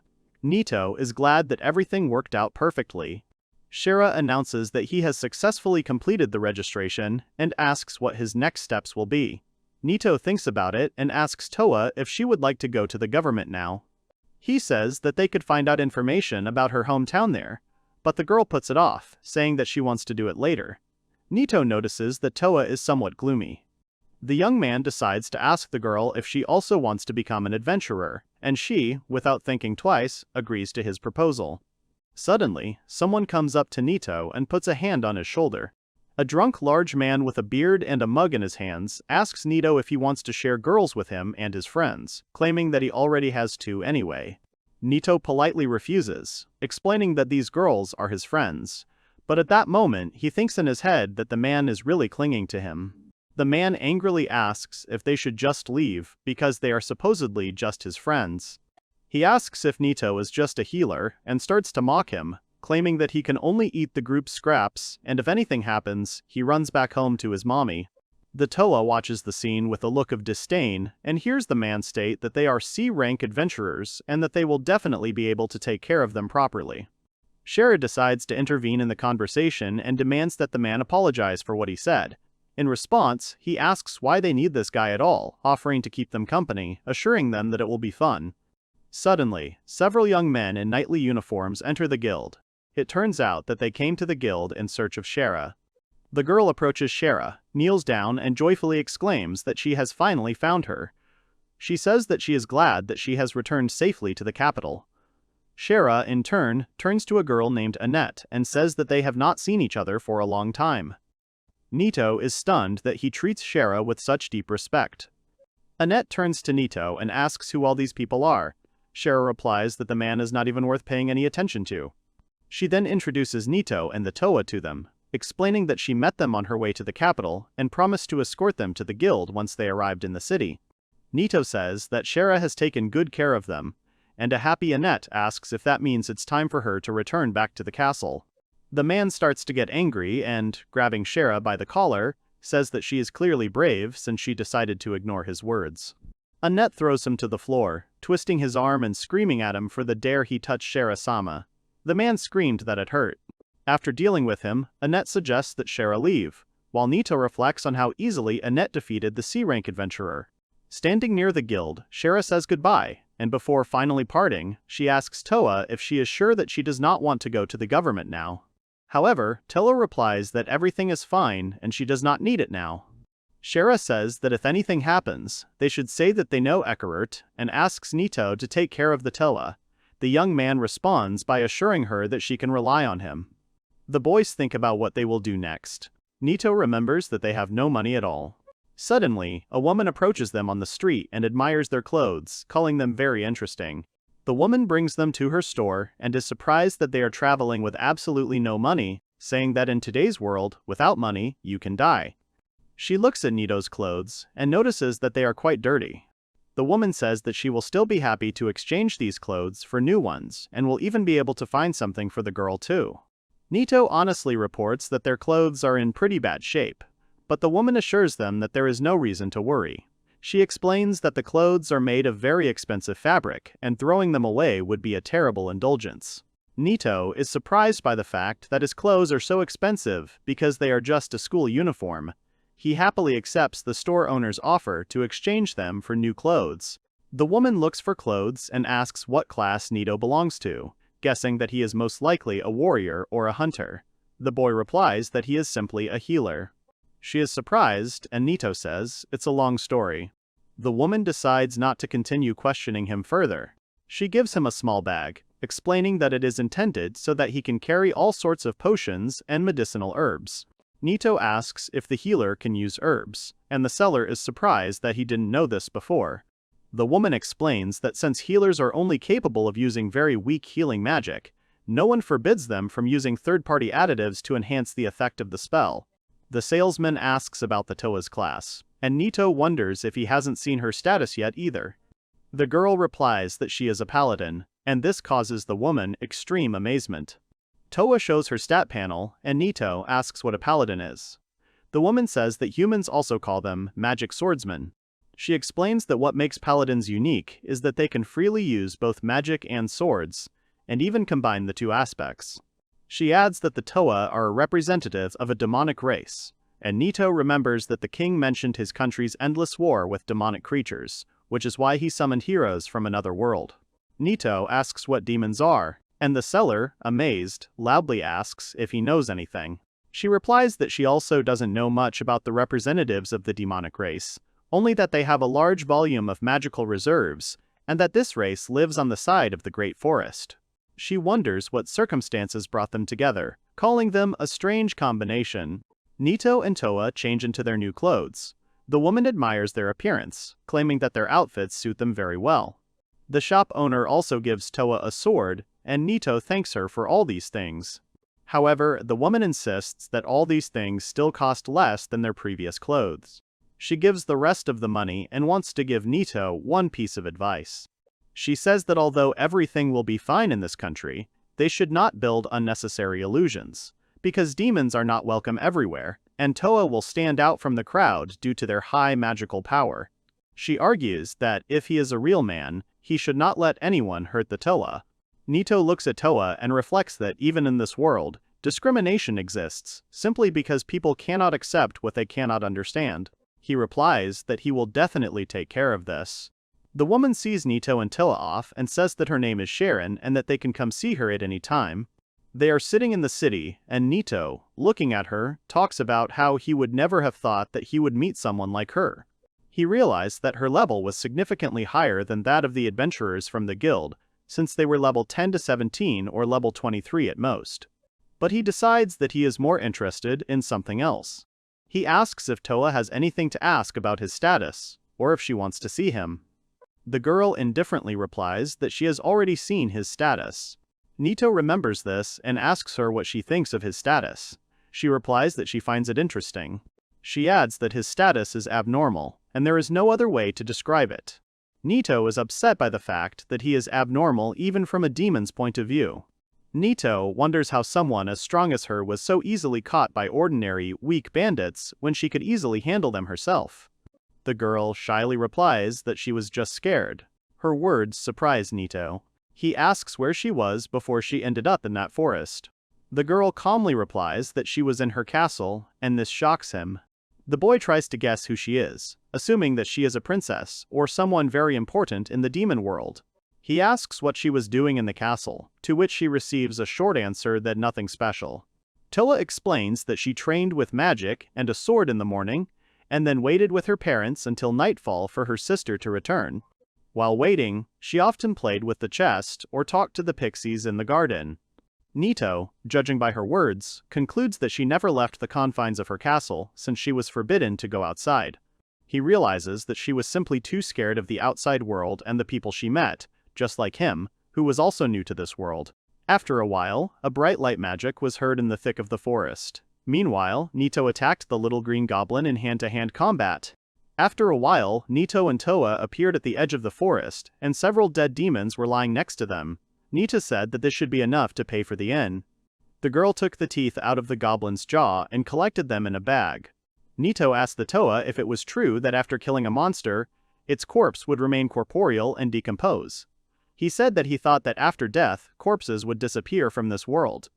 The girl replied that this only happens in the dungeons, and outside of it, the corpses of monsters do not disappear and remain on the ground. And besides, goblins are monsters, not mammon. Nito asked if there is a difference between mammon and goblins. Toa explained that mammons have intelligence and can speak the language of people, while monsters are completely different creatures. Nito remembers the servant of the Serpent Lord and understands that then he was not a monster, but a mammon, because he could freely speak the human language. After some time, Nito and Toa returned to the Adventurers Guild to complete the task. The girl at the front desk said that she was confirming the quest to eliminate 10 goblins and then handed Nito a reward. The young man notices the Toa standing next to him yawning awkwardly. He tells her, turning around, that it was quite tiring, so they should find an inn to rest. The girl at the front desk places a city map in front of Nito and Toa and says that if the couple is looking for a hotel, she can show them a few places. Nito thanks her for her help. Suddenly, someone approaches Toa and calls her a young lady. It was a man in a very fancy dress. He put his hand on his chest and bowed, and then asked if he could know her name. Nito stood between them, apologized and said that the girl was traveling with him. The man looked at the boy angrily. He said he had never seen him there before and then asked if he was an adventurer. Nito said he was an adventurer and had only just started doing so today. The man strokes his hair and is surprised by the information that the young man in front of him is a newbie, so it is not surprising that he does not know him. He raises his head haughtily and asks Nito if they really started their careers by killing some lowly goblins. Nito wondered if each of these individuals really loved to eavesdrop. Nito scratches his head and says that it is absolutely right, because it is hard to be an adventurer. The man asks why the young man justifies himself like that, because low-ranking missions will not give them much money. Nito sighs, because this man is so persistent. He says that it is nothing and that the man should not worry about it. The man snaps and says that he was not talking to him but to the lady next to him, and that the young man should shut up. He continues by saying that if Toa goes with him, then not only goblins, but wolves, giant snakes, and even perhaps grizzlies will not be a problem for him. He also says that he was there when Nito and Toa got into an argument with a man at noon. He says that Nito is a healer, and then asks if he is right. He clarifies that Nito's journey seemed to have ended before it even began, so he is sure that the young man is going to stay at some cheap hotel. He then places his hand on Toa's shoulder and asks if the girl will go with him because he can give her much more and he thinks he can satisfy her much more than this guy. Nito frowns and thinks that there is definitely a hidden meaning to this man's words, but there is no need to worry about it. He tells Toa that they need to go, but the girl does not react to his words. Suddenly, she summons light magic and directs it straight at that vile man. After a while he was struck unconscious, all his clothes were scorched and his hair stood on end. Everyone around looked at what was happening in surprise. She looked at him with disgust. The young man calls the girl, and she suddenly turns to him. She takes his hand and tells him to follow her. Meanwhile, the man lies unconscious on the floor. The girl walked very quickly through the narrow streets of the city, and Nito tried to keep up with her, asking her to stop for at least a second. Suddenly, the girl stopped. She asked why Nito didn't say anything to that man because he could have answered him because he was strong. Nito asked why he did that, and then replied that it was because he knew that the man was not someone to worry about, which is why Nito ignored him and avoided the unnecessary situation. He also says that unpleasant situations should be avoided whenever possible. Toa clutched the hem of her skirt and turned around and said that there was no point in Nito thinking about such things. She continued shouting that the boy wasn't hurt by the man's words, since he laughed at the boy. Toa awkwardly said that it was unpleasant. Nito looked down and thought that he was really hurt and really angry, but being so direct in this matter was not good. However, Toa used her magic for him, even though they had just met and they barely even knew each other. He apologized to the girl and thought to himself that revenge is not everything. This thought flashed through his head at that moment. He then thanked the girl for getting angry at him. Nito said that next time he would try to get angry, but healers were not supposed to be strong, so he would try to avoid such scenes and solve everything with words. Toa said, wiping away tears, that she understood everything. Having calmed down, the girl said that this was why he would be angry for Masamune. Nito tried to understand if the girl understood anything from what they had just talked about. It seems that somehow he was able to mystically establish connections in this world, and after his revenge, Nito will have a completely new life. He changes the way he thinks. For himself and for the Toa, he can feel saved for the first time. Sometime later, already at night, Nito and Toa were sitting in one of the local establishments. On the table they had a plate of meat, hot soup, and salad. Different conversations were heard from different corners. Someone said that the meat was very tasty, and someone talked about monsters. Nito and Toa also talked over food. Nito asked the girl that she had probably already tried all these dishes, but Toa replied that Nito was mistaken and the girl had never eaten anything like that.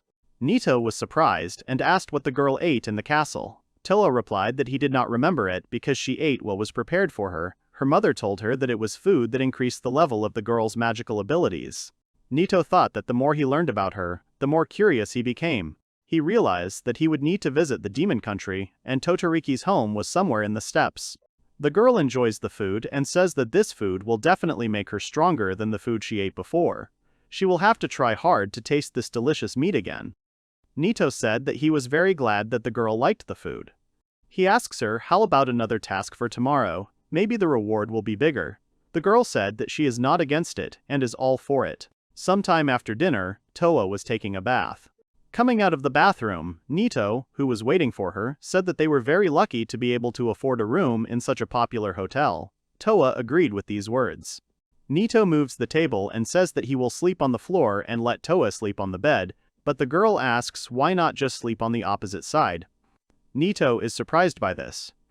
The girl went to lie down on the bed and told Nito to come here too, because he might catch a cold if he slept on the floor. The young man began to stutter and awkwardly said that he tossed and turned a lot in his sleep. The girl fluffs her pillow and says that she doesn't care because she trusts Masamune. The boy asks what she means by trusting him. The girl is already covering herself with a blanket, and then looks at Nito, who is standing in place, and asks if he really won't sleep, but the young man says that he will. Toa had already gotten under the covers and wished Nito good night. The young man, stuttering, did the same. It was already deep night. Nito realized that he could not sleep. Toa turned to him and asked if he was sleeping. Nito said that he was not sleeping and had just woken up. Toa continued speaking, saying that she was always alone in that castle. Her parents only came home at night, and her sister never returned home. The only people she could communicate with were the pixies. Every day was lonely. But now loneliness is in the past, because Nito is next to her. The girl turns to Nito's back and hugs him. She wishes him good night. The young man calms down and, wishing the same to Toa, also falls asleep. The next morning, someone knocked on Nito's room. He comes out sleepy and asks Shara what she needs this morning. The girl says it's midday. Nito asks how she found him. Shara says that she was told about it at the guild. The girl thought that she wanted to teach the boy fencing. Toa's voice was heard from the room and asked what happened. He turns to say that Shara has arrived, but before he can finish speaking, he sees the Toa's form when she is wearing revealing clothing. He started to smear his hands and ask why the girl was dressed like that, but she said it was hot at night. Meanwhile, Shara was very angry and gave Nito a scolding. The entire hotel was in an uproar. Toa asked what Masamune was doing. The young man tried to explain to Shara that it was a simple misunderstanding. The girl summoned the light, but Nito tried to stop her.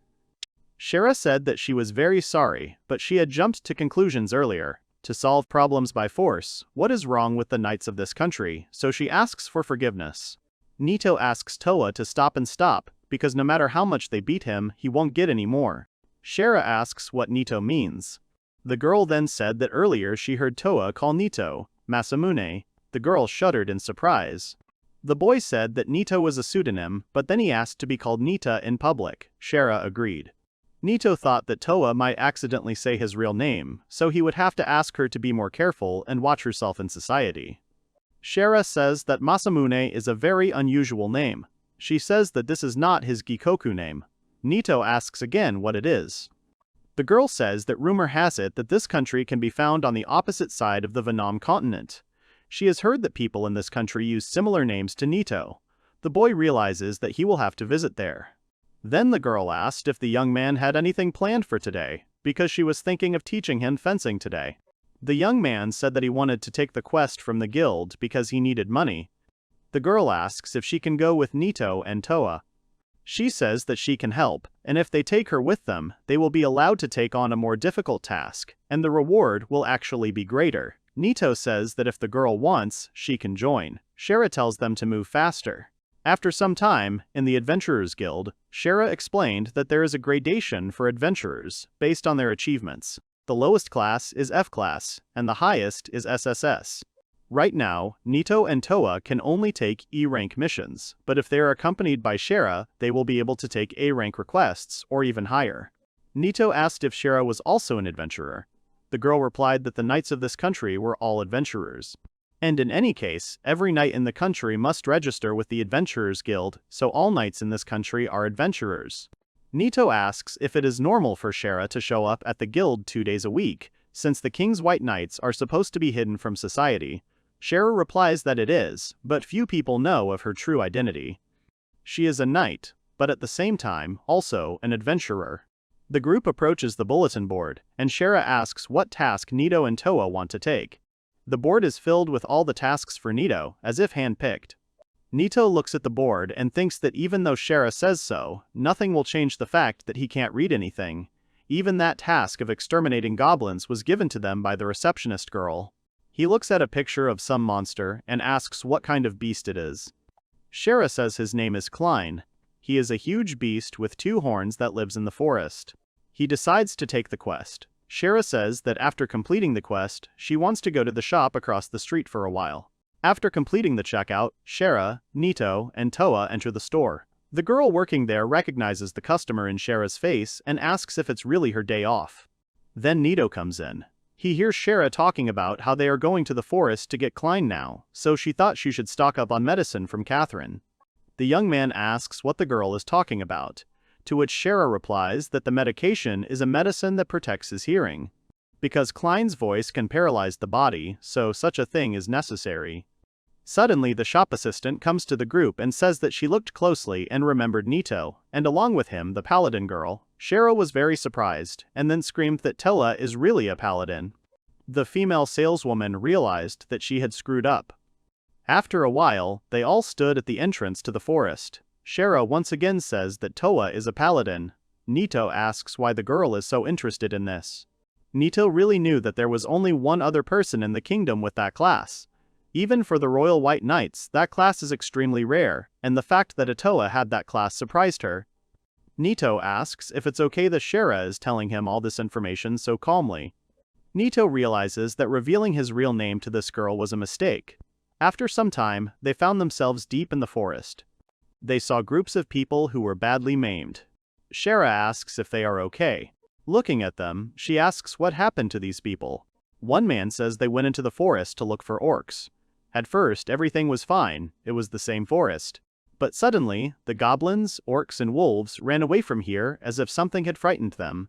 He said that they had to return it then, because it was Klein. His group saw him, but he was strange. Nito asked what he meant by strange. The man said his whole body was glowing.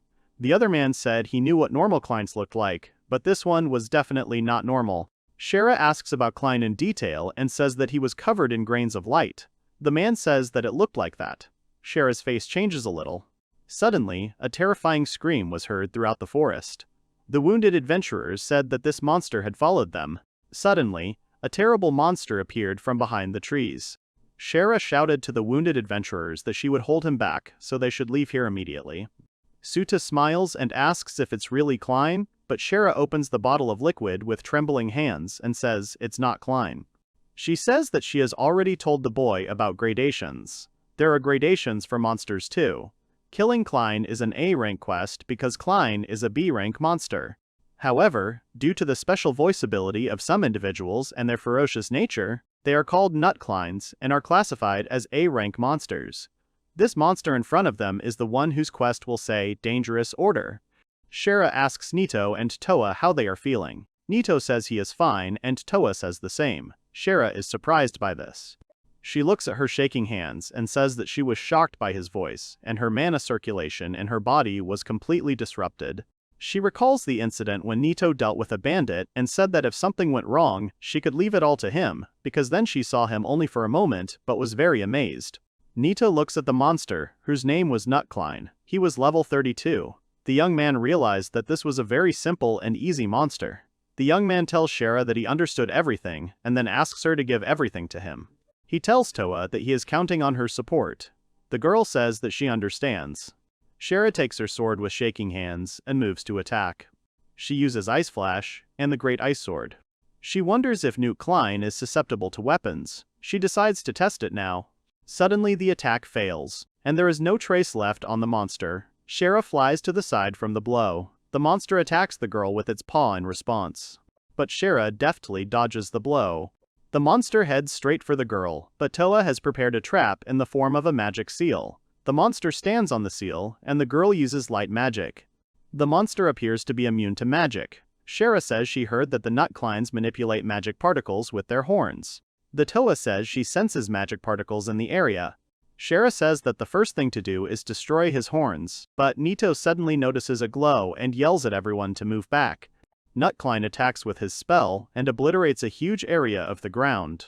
Shara, who barely managed to dodge, is amazed by the magic light, looking at the dent left by the beam of light on the ground. Nutcline begins to shake and appears to be preparing to attack again.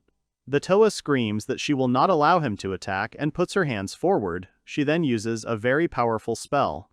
Shara recognizes this spell as dual magic. The Toa then says the name and shouts Howl of Light. Following her words, a huge beam of light shoots out from the seals she created. The monster completely blocks the Toa's attack. The girl says that it is impossible. Shara trembles and says that in all this time they have not even injured him.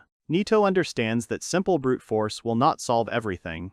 If Nutcline controls magic particles, then his attacks will have a magic bias. There must be a trick to his invulnerability, like his Soul Destroyer. Nito says that when the beam was fired, some of the light around Nutcline disappeared, and when he opens it again, Shara asks what will happen if Nito is accidentally hit. Nito says that means, in that case, he will go alone. Shara asks to use her as a decoy. The young man says that everything is fine and it is necessary to end this quickly. In the blink of an eye, he finds himself right above the monster's head.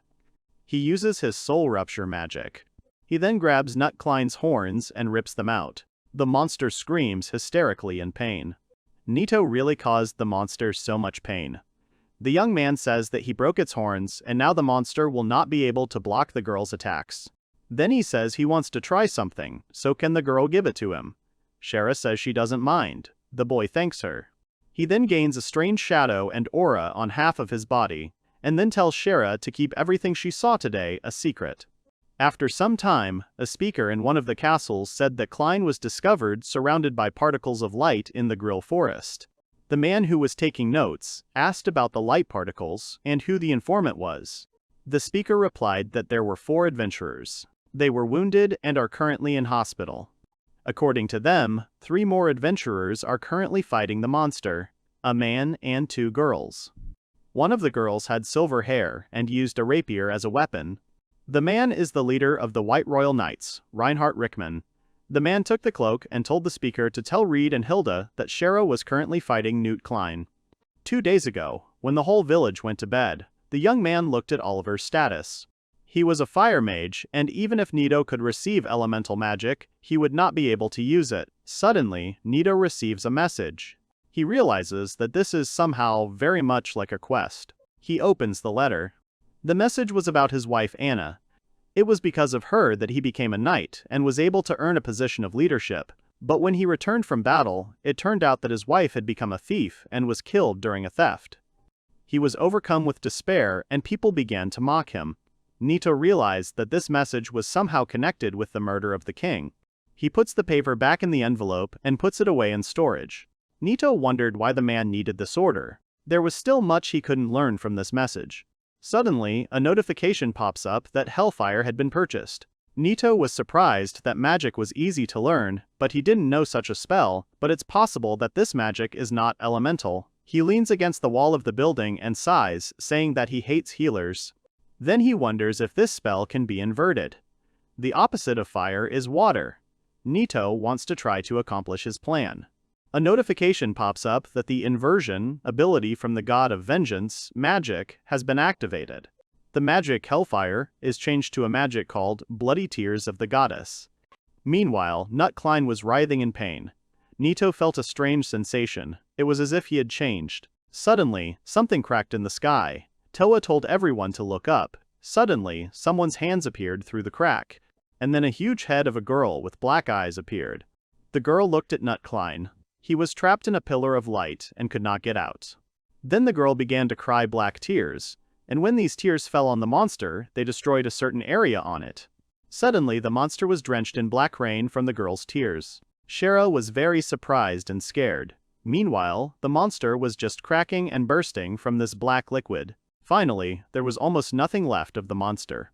The girl began to disappear, and her last drop of tears turned into a huge amount of black liquid, which destroyed the monster completely. Toa asked Nito if this was the end.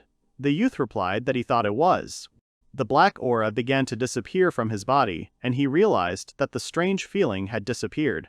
Suddenly, the sound of horses' hooves could be heard from afar.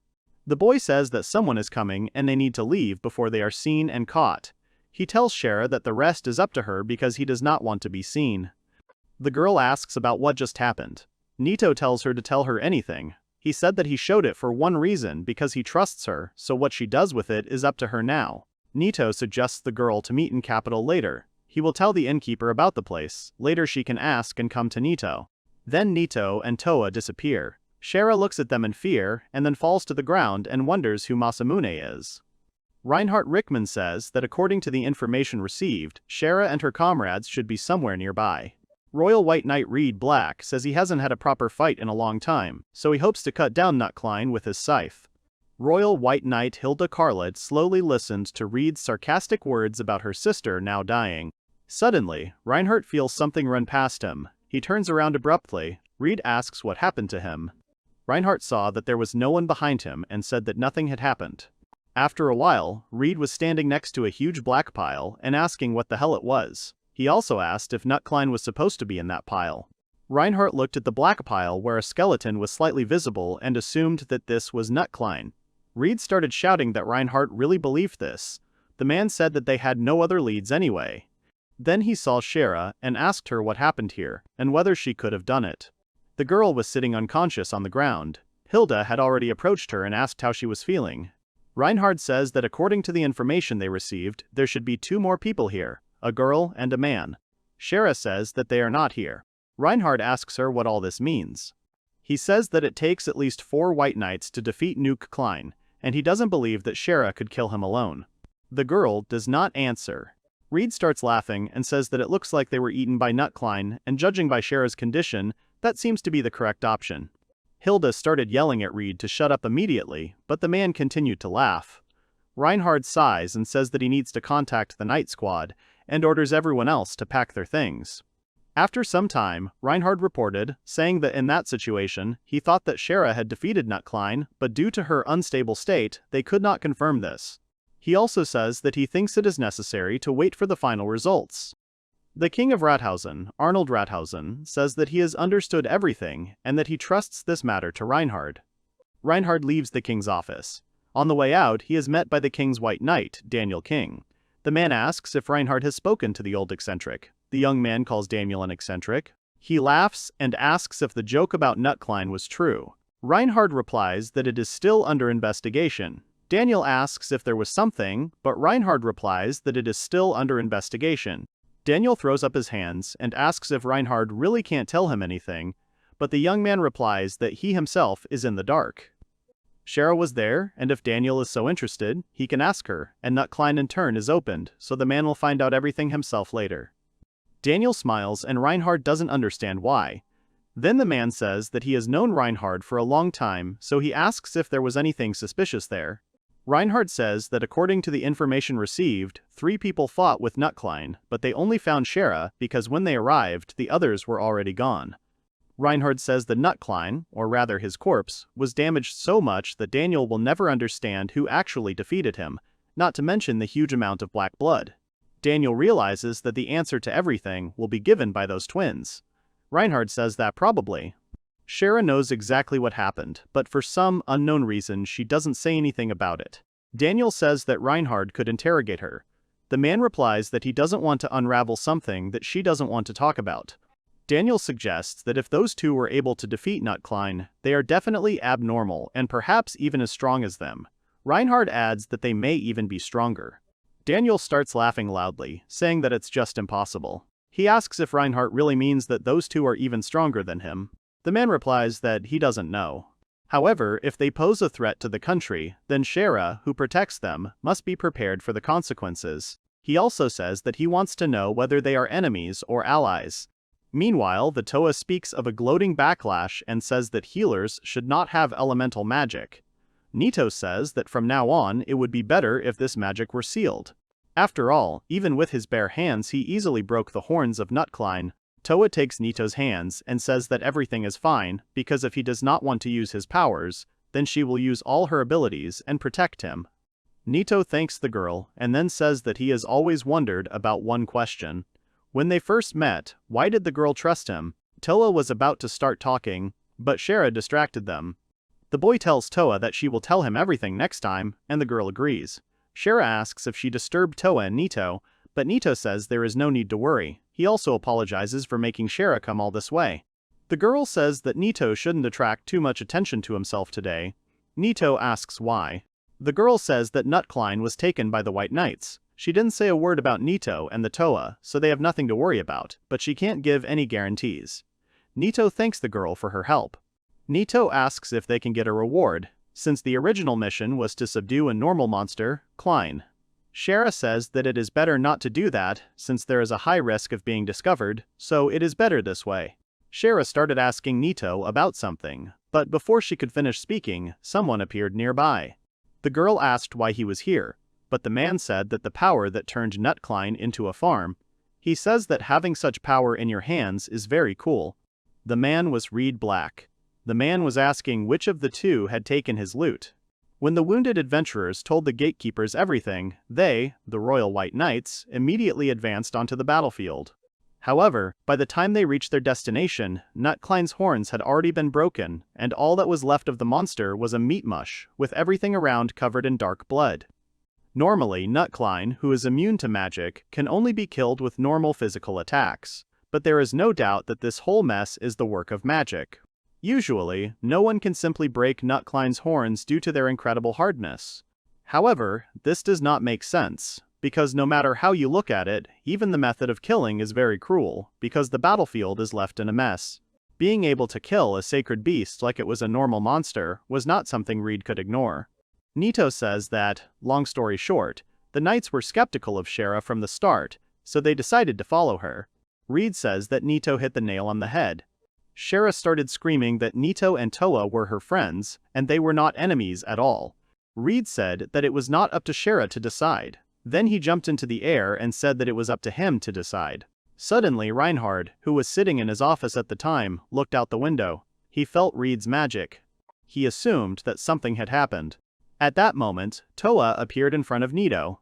Reed was surprised that the girl blocked his blow at the last moment. He asked her name. The girl said that her name was Todorika. It was she who killed Nutcline. Reed started laughing, repeating the words that she killed him. He says to think that a woman could have caused such a mess.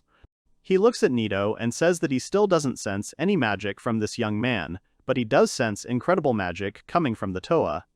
He attacks the girl with renewed vigor. The girl says she's fine, so Masamune should stand behind her. Suddenly, Reed comes very close to her and asks if the Toa really has time to turn around. The girl reflects his attack and speaks. Reed says that this is interesting and very similar to someone who can kill Nutcline. However, it is all useless because he uses his trump card first. Reed uses fire armor. He rushes towards the Toa and says it's time to begin the second round. He asks the Toa not to think that the attack now will be exactly the same as before. Suddenly, he touches the girl's face. Nito calls out to her, but the Toa says she's fine. Reed asks what's wrong with her, then says that with a simple sword, the girl can't stop his scythe. So he asks the girl to use magic and show all her true power. The girl says that this is all her power. Reed clicks his tongue and shouts that if that's the case, he'll finish her off right now. Suddenly, Reinhard appears right between them. He stops both the Toa's attack and Reed's attack at the same time. Reed screams and asks why Reinhard stopped him. Reinhard says that the case is now his, and then menacingly asks Reed what he thinks he is doing now. Nito uses his healing aura and heals the injured Toa. He smiles and says that he is lucky because there is not even a scar left on his face. The girl thanks him. He then asks why the girl didn't use magic, because he is sure that she wouldn't lose to him. The girl says that she couldn't do that because if she had used it, everything around would have been destroyed. Reed says that Toa is the one who killed Nutcline. Reinhard asks what, and so what. Reed starts screaming and asking what is wrong with Reinhard. Reinhard says that just because the Toa killed Nutcline doesn't mean she's their enemy, she just got rid of the monster, as the quest stated. Reed asks why she ran away then, because doesn't that mean she has something to hide? He also calls Reinhard very stupid. Reed asks Nito if he really used healing magic just now. He also asks if the boy is a reaper. Nito replies that he is a healer.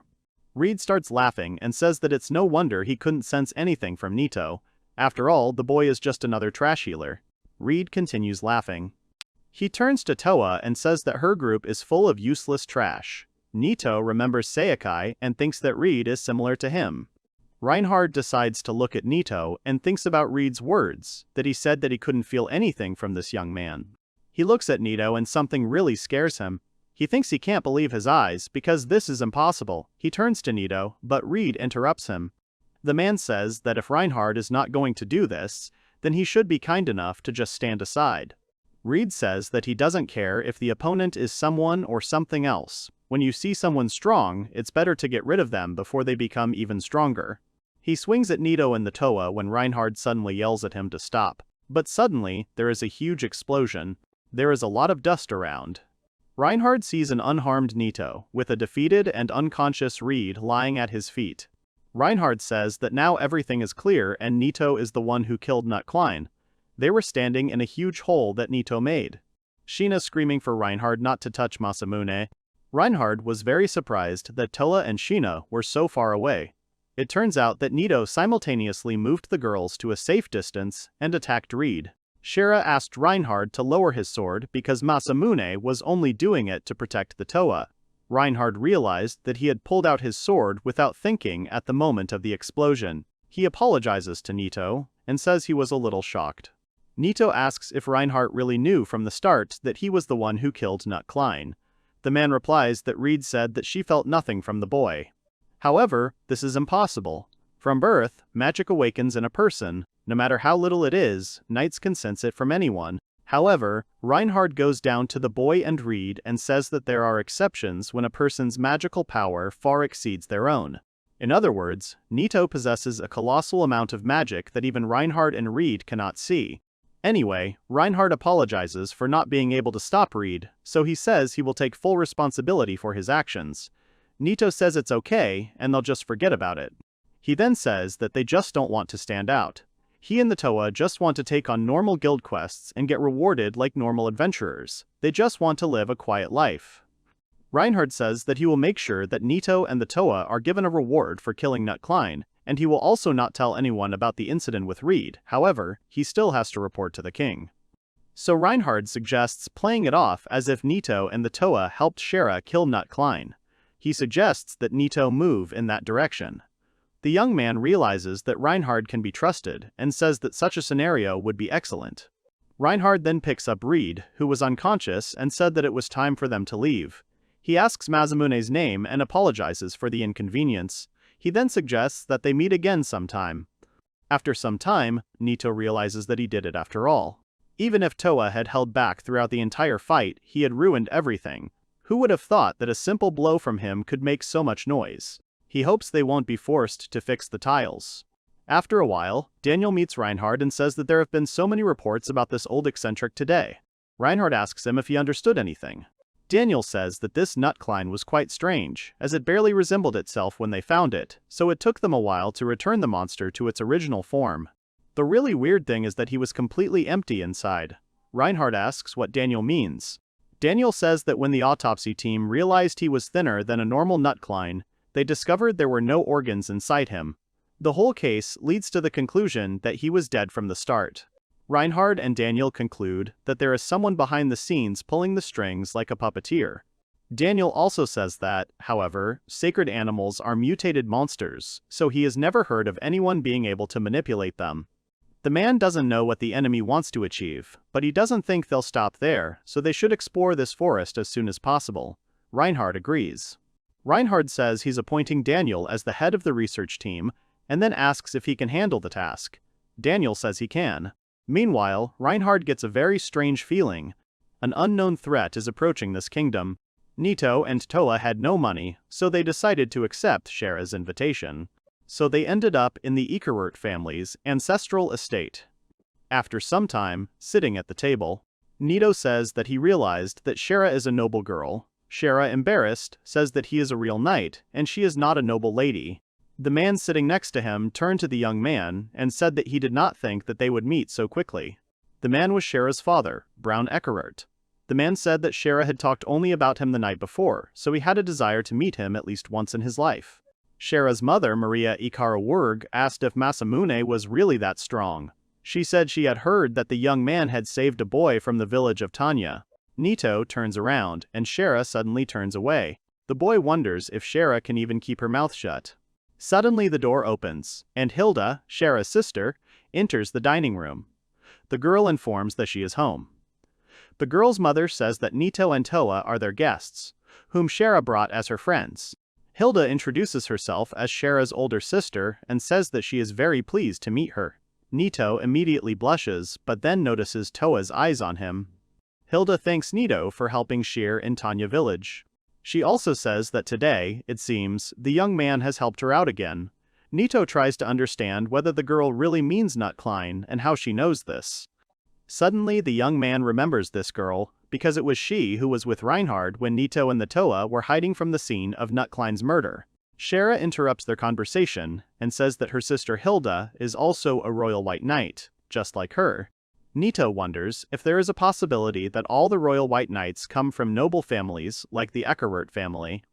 Nito says that both sisters serve the country and are part of the king's white knights. He expected nothing less. Hilda says that it just so happened that the White King had a couple of empty seats. Nito says he understands, and then asks if Shera and Hilda can be considered heroes. Hilda says that she, like Shera, studied fencing from a young age and became a knight of the kingdom. It was only years later that they were recognized and appointed as the White Royal Knights. However, the story of the commander of the White Knights is different from that of Hilda and Shera. He was personally chosen by the White King at the age of only 12. Someone like Reinhard can be called talented because he is a true genius. The girl then smiles and says that Masamune is also in a completely different league.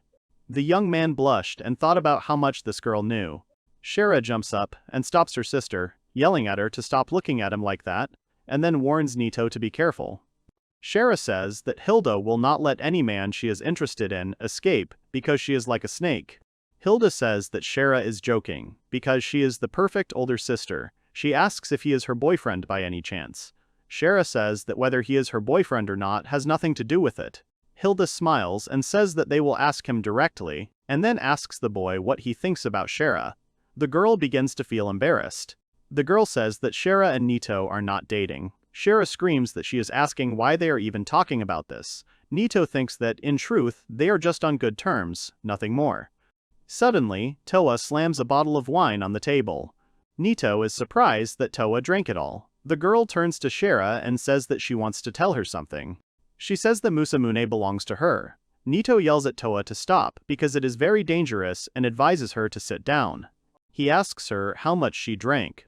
Hilda laughs and says that it looks like Shera has a rival. The girl shouts that this is all completely out of place now. The Toa passes out. Hilda smiles after them.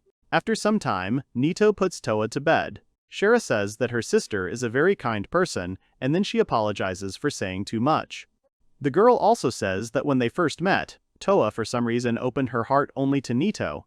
The young man says that he hasn't asked about it yet, but he will find out why, because he is also interested. He says he will ask Toa about it again. Shera says that when Nito finds out, he should tell her too. The young man agrees. Then, Shera shows Nito his room. He thanks the girl. Then Shera asks if the young man is busy tomorrow, because tomorrow she can teach him how to use a sword. Nito thought that since he doesn't have money, he could take a quest from the Adventurers Guild, but he hopes that he can rely on Shera a little longer. He then agrees to spend time under her supervision tomorrow. The girl was happy and said that they would meet tomorrow. Nito realized that Shera could also make interesting facial expressions. Suddenly, Hilda sneaks up on him and says that it was really unexpected. Nito jumps back and asks what the girl is doing there. Hilda says she was just passing by. She then asks if the boy was really able to defeat Reed. Nito says that it seems like that was the result last time. Hilda asks if this is really for a Toa. She says she's heard a lot, but she still doesn't know what kind of relationship Nito and Toa have. But looking at her, it is easy to see that Toa is not indifferent to Nito, just as Nito is to Toa. The young man begins to feel embarrassed and says that he does not think that everything is so obvious. Hilda asks how about taking Shera with her. The girl says that this is the first time Shera has shown any interest in a man, and the first time she has brought a familiar person into the house. Hilda says with a sad expression that Shera is more serious than ever, and that everything is different now. Before, she rarely let anyone get close to her and always stayed somewhere halfway. So when Nito is about to leave the kingdom, why not take Shera with him? Ever since she was a child, she knew nothing but the way of the sword, and by the time Hilda realized this, Shera had already become a royal knight. However, it is so sad, because there are so many things in the world other than a simple sword. Nito says he doesn't mind, but Shera herself thinks so. Hilda says the young man shouldn't ask her now. He can ask her just before leaving. If he refuses, she asks to take her by force. Hilda says sadly that someday she will understand that it was better for her this way. Then they wish each other good night and go their separate ways. The next morning, Masamune opens his eyes and feels something moving nearby. He looks and sees Toa there, wishing the boy good morning. The boy says good morning to the girl and then asks her why she is in his room. The girl replies that when she woke up, there was no one around. The girl looks at the boy and asks if he is really against this. Masamune replies that he is not against it. Suddenly, Shara bursts into the young man's room and says that she heard him say something. Masamune, with a frightened face, wishes Shara good morning. Half-naked Toa wishes the girl the same. Shara says that Masamune is a man after all, so nothing can be done, but she asks him to at least restrain himself a little here. Meanwhile, Hilda was standing outside the door and giggling. She showed the room to the lost Toa. After some time, Masamune learned fencing from Shara. The girl says it's too early, but why don't they take a break? The boy says that sounds great. Masamune thinks that swordsmanship is quite difficult. He thought it was something he could quickly master, but now he wonders if he can teach swordsmanship at all. He asks Shara when she started practicing with a sword. The girl starts counting and says that it was around the age of 3. At that time, she was still using a wooden sword, but when her talent was noticed, everything changed. He then turns to Toa and asks when she started training with the sword.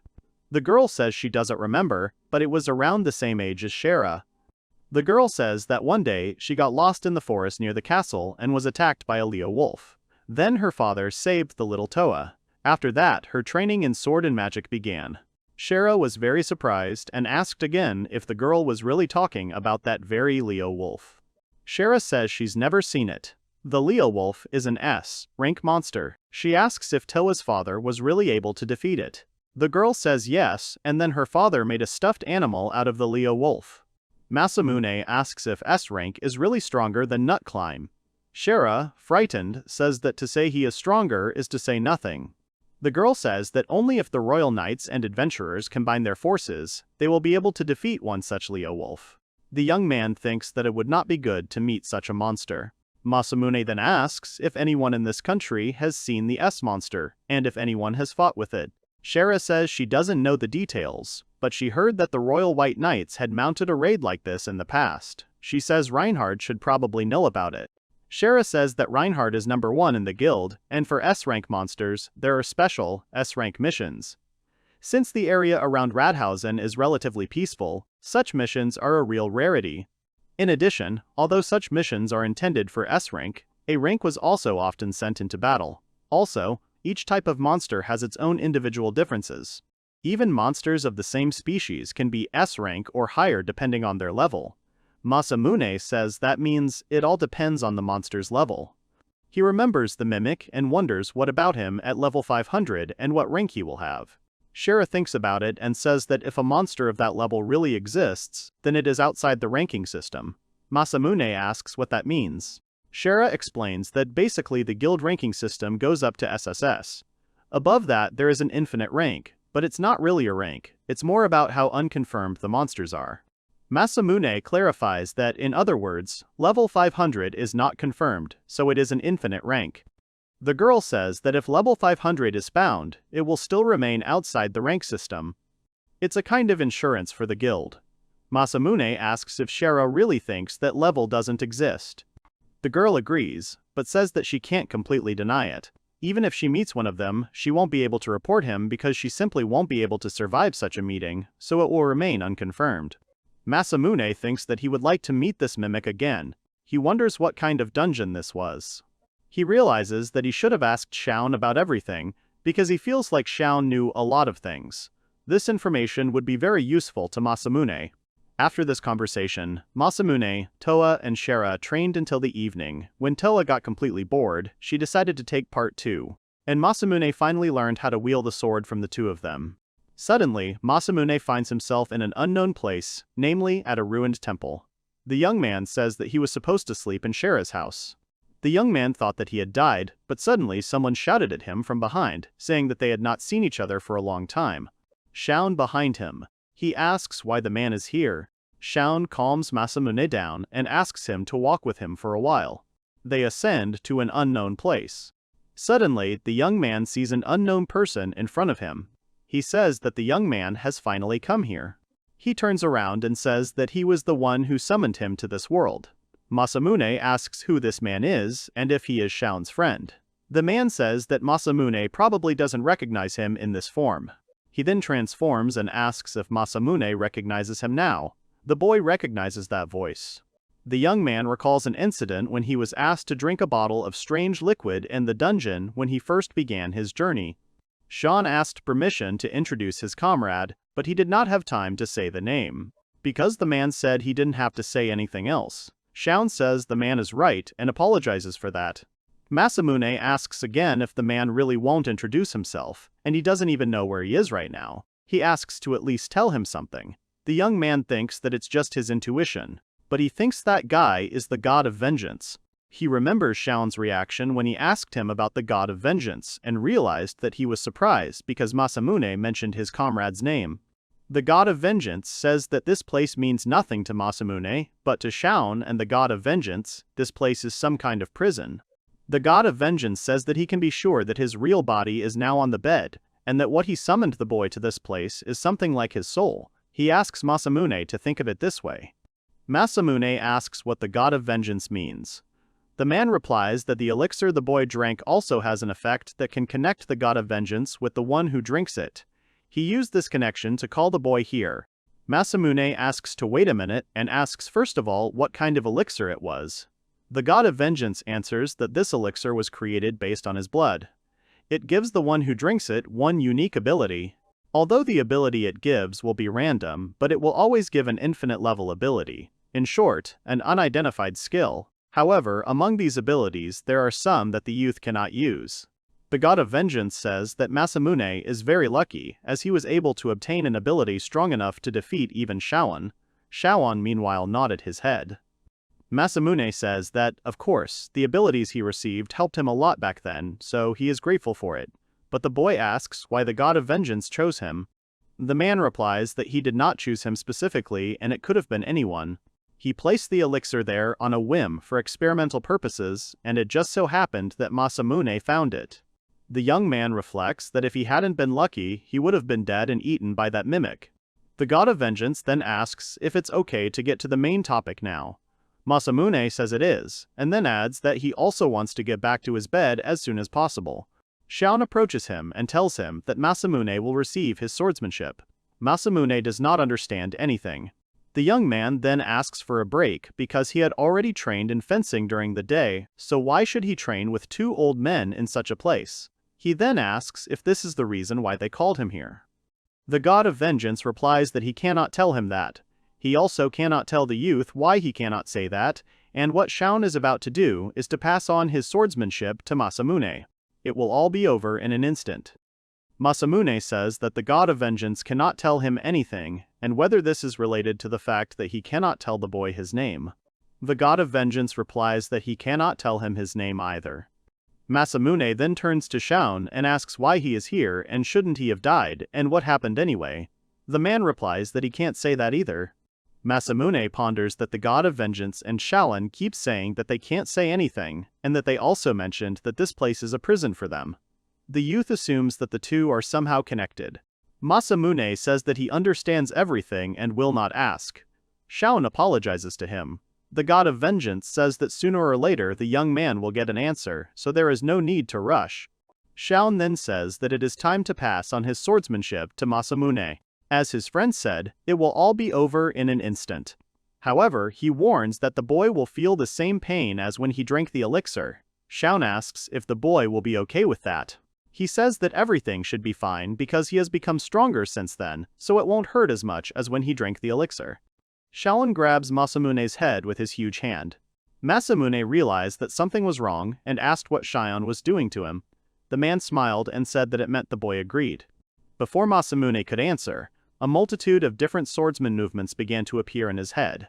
Unable to bear it, he fell to his knees, and then he realized that the pain was gone. Shoun asked the young man how he was feeling. He replied that he had some memories. Shoun explained that there is a snake technique, a beast king technique, Greyberg-style kenjutsu, an emperor-style, rento, a basilisk technique, and many other techniques. Suddenly, the young man notices that there is one technique that he does not know the name of. Shoun says that this is his swordsmanship. Using all these swordsmanship styles and his experience, he has created a skill that has no weak points. He says that Masamune will definitely need this in the future, but for now he should just take it all and say nothing. The god of vengeance then tells Masamune that he must send it to Bayome. Find a woman there named Khalifa. When he finds her, he must tell her exactly one phrase about how he will wait for her on that hill. Masamune doesn't even know what's going on, but the god of vengeance keeps adding to his to-do list. He says that if she keeps asking questions, she will understand if Masamune says that it is in the third drawer. The boy agrees. He says that he just wants a regular adventure, but since he is in debt to the god of vengeance, he will do what he asks when he visits that city. The god of vengeance also says that this is just a suggestion, but he must go to school to learn magic. The young man asks if the man is really talking about magic. Masamune is a healer, but the god of vengeance says that this will not be a hindrance, because when he studies, his knowledge will grow and he will be able to learn a lot about his profession. Even if Masamune can only use healing and support magic, he can still expand his magical repertoire because magic is limitless. These words echoed in Masamune's mind, because these words were some kind of salvation. He agrees to do it. Shaun approaches the young man and says that, as for his snake sword, he can give it to that demoness, because this sword is quite special and it definitely won't suit him. He then asks how the boy knows about the Toa. He even suggested that they were always watching him. Suddenly, Masamune fell to the ground and his power began to fade. His vision became blurry. The god of vengeance said that it seemed that time was up and they could not summon him here so many times. There was a possibility that this could be their last conversation, so he asked them to find him.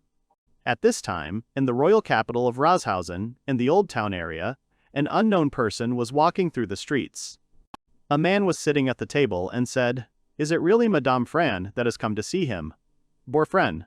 He also apologizes for making her come all this way. The woman thanks for the invitation. Then he calls the name of the man sitting at the table, Guidosador. The man says that the madam can simply call him Guido. Then he introduces the girl standing next to him as his assistant named Yun Yi. The madam smiles and says that they haven't seen each other for a long time. She asks if everything is okay with the girl. Yun Yi replies that she has no problems. The madam sits her down and says that the girl is responding coldly, as always, but that is exactly what she likes about her. Then Madame Fran gets down to business and asks why she was invited here. Guido says that there was a small problem. The spirit beast that Madame Fran sent was killed and became completely useless. The woman then asks how many of the White King's knights died, but Guido says that no one died fighting the beast. He bites his nail and says that the thing is that an unknown traveler intercepted the beast. By the time the knights of the White King arrived, the spirit of the beast was already covered in blood. Madame Fran asks if the beast's spirit was really bloody. She says that's a rather unusual expression. Guido says he had to retrieve the corpse that the autopsy team took, so he puts out a small object and says he wants Madame to use her magic again to revive the two beasts. Madame says that she understands what Guido is getting at and offers him to take the item she has taken out. Guido examines the huge flask and asks what it is. Madame says that the moment she received Guido's invitation, she foresaw what he might ask for, so she provides her gift for him. The young man asks what is inside the flask, to which Madame Fran replies that there is an army of monsters inside. Guido grins from ear to ear and says that it's just wonderful. Madame Fran says that she's glad he liked her gift. She also clarifies that all the monsters inside are B rank or higher. S rank monsters, so she thinks Guido might need them. Madame says that she borrowed some resources from the lab when she left the Empire, and then she recovered a small portion of them. Fran then asks when Guido is ready to make his next move. The man replies that it will be in a week, and until then he wants Madame Fran personally to increase the quantity of perfume as much as possible. After Madame Fran left the negotiation site, Yun Yi said that she didn't think her gift would be very useful. Guido said that this gift would be their insurance, because the traveler who dealt with the previous creature could intervene again and ruin their plans. The next morning, Masamune remembered the god of vengeance's words for the young man to find them. His thoughts were distracted by Toa, who was eating meat at the time. The girl asked what was wrong with the boy. She said that the boy had just said something, but Masamune replied that nothing of the sort had happened. Shira said that Masamune looked very pale. The girl asked if he was okay. The boy replied that he felt the same as usual. The girl asks if he is sure, since the boy was just watching a fencing practice. Toa adds that the boy did not even hold a sword. Shira then suggested that Masamune might have lost his enjoyment of practicing. The boy responded that he still enjoyed training and felt like he was growing. He says that today he just wants to see the city. He asks the girls not to worry about it too much. The truth is, he couldn't stop thinking about what happened last night. There was so much going on that he couldn't focus on anything else. However, when he watched the training god of Shera and Toa, he realized something. He watched their fight as if in slow motion, as if it was predictable.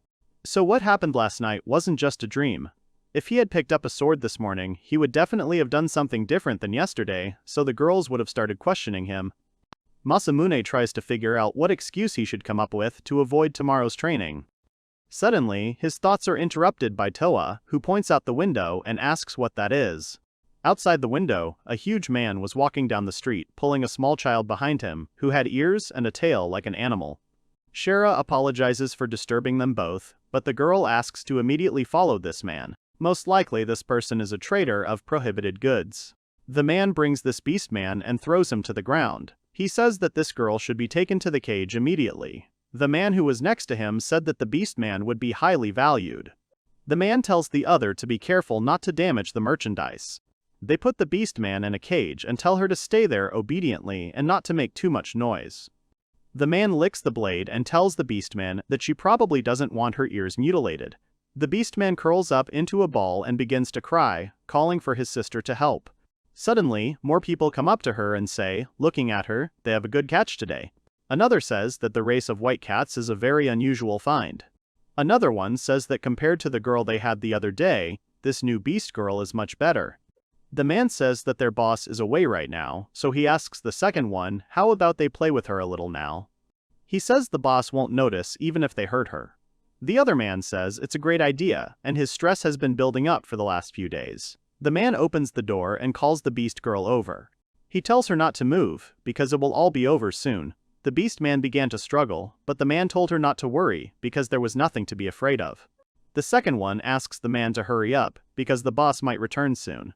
Suddenly, one of the men made a choking sound and then flew to the other end of the room, breaking the boxes standing there. Masamune let go of his hands. He says he thinks that it would be enough for them to just faint. The beastman looked at the young man who entered with shining eyes. He turns to her and asks if she is okay. He says that he accidentally saw her being taken here, so he came here to save her. He extends his hand to her and tells her not to worry because he won't hurt her, so he offers to get the girl out of here. After some time, when Masamune and the girl went outside, they were met by Toa and Shera. The girls waved to him. The beast girl asked about Masamune, to which the boy replied that it was his name, and then he asked the girl's name. She said that her name was Nemu. Shera came up to her and said it was nice to meet Nemu, and then said her name was Shera. The girl asked Nemu if she knew where her home was, to which the little girl replied that her home was where her sister was. Shera said that she understood everything and, as he thought, this house was a church. Toa asked what Shera meant by the church. The girl answered that it was essentially an orphanage, that is, a place where children are temporarily looked after. Reaching one of the orphanages, Shera said that it seemed that Nemu was one of their children. Masamune looks around the building and thinks that it looks more like an old mansion than a church. Nemu opens the door of the building and sees a maid there. She screams, calling her sister, and runs into the woman's arms.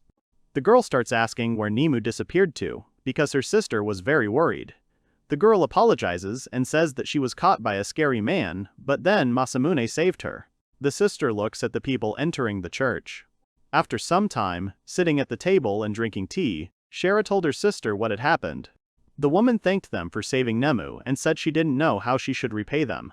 Shera told her sister not to worry about it because they were happy as long as Nemu was okay. The woman says that Nemu sometimes went to see her friends secretly. The royal capital is relatively safe and people do not discriminate against beastmen. The woman thought that there was nothing to worry about. She turned pale and said that she had been wrong in her guess. To think that Nemu had fallen into the hands of traitors in prohibited goods when it was supposedly prohibited. Masamune asks Shera about the ban. The girl said that she had omitted this explanation, but buying and selling slaves is prohibited in Razhausen and, of course, kidnapping people is also prohibited. However, this is also a fact, but some people still do such things in hidden places. If Toa had not noticed the kidnapping in time, Nemu's fate would have been completely different. Suddenly, Masamune notices something on Nemu's left hand, and asks if his sister knows what is on it. The girl looks straight at the girl in horror. The sister pulls up the sleeve of Nemu's sweater and begins to sob in horror, saying that this simply cannot be. Shara says that this drawing represents a slave comb, that is, a herm, which merchants cut on their goods. In other words, a slave's comb is evidence of a slave. It's a common thing for male subordinates to have, but Nemu probably got this crest because she's a beastman. The comb itself has no special effect, but it is clear that those who receive the comb refuse to escape. Perhaps it is intended as a chain that binds the mind, saying that you belong to another person. Masamune wonders how many lives those merchants destroyed. He let Shara handle it, but he had to kill them all on the spot. Suddenly, Toa calms the boy down and asks if he's okay, because he just made a scary face. Shara tells Masamune not to worry and to save the rest for later. The girl said that she had already contacted Annette and the young man had nothing to worry about. He said that the girl was absolutely right and everything would be fine. After some time, Masamune and the girls were about to leave. Nemu and her sister came out to check on them.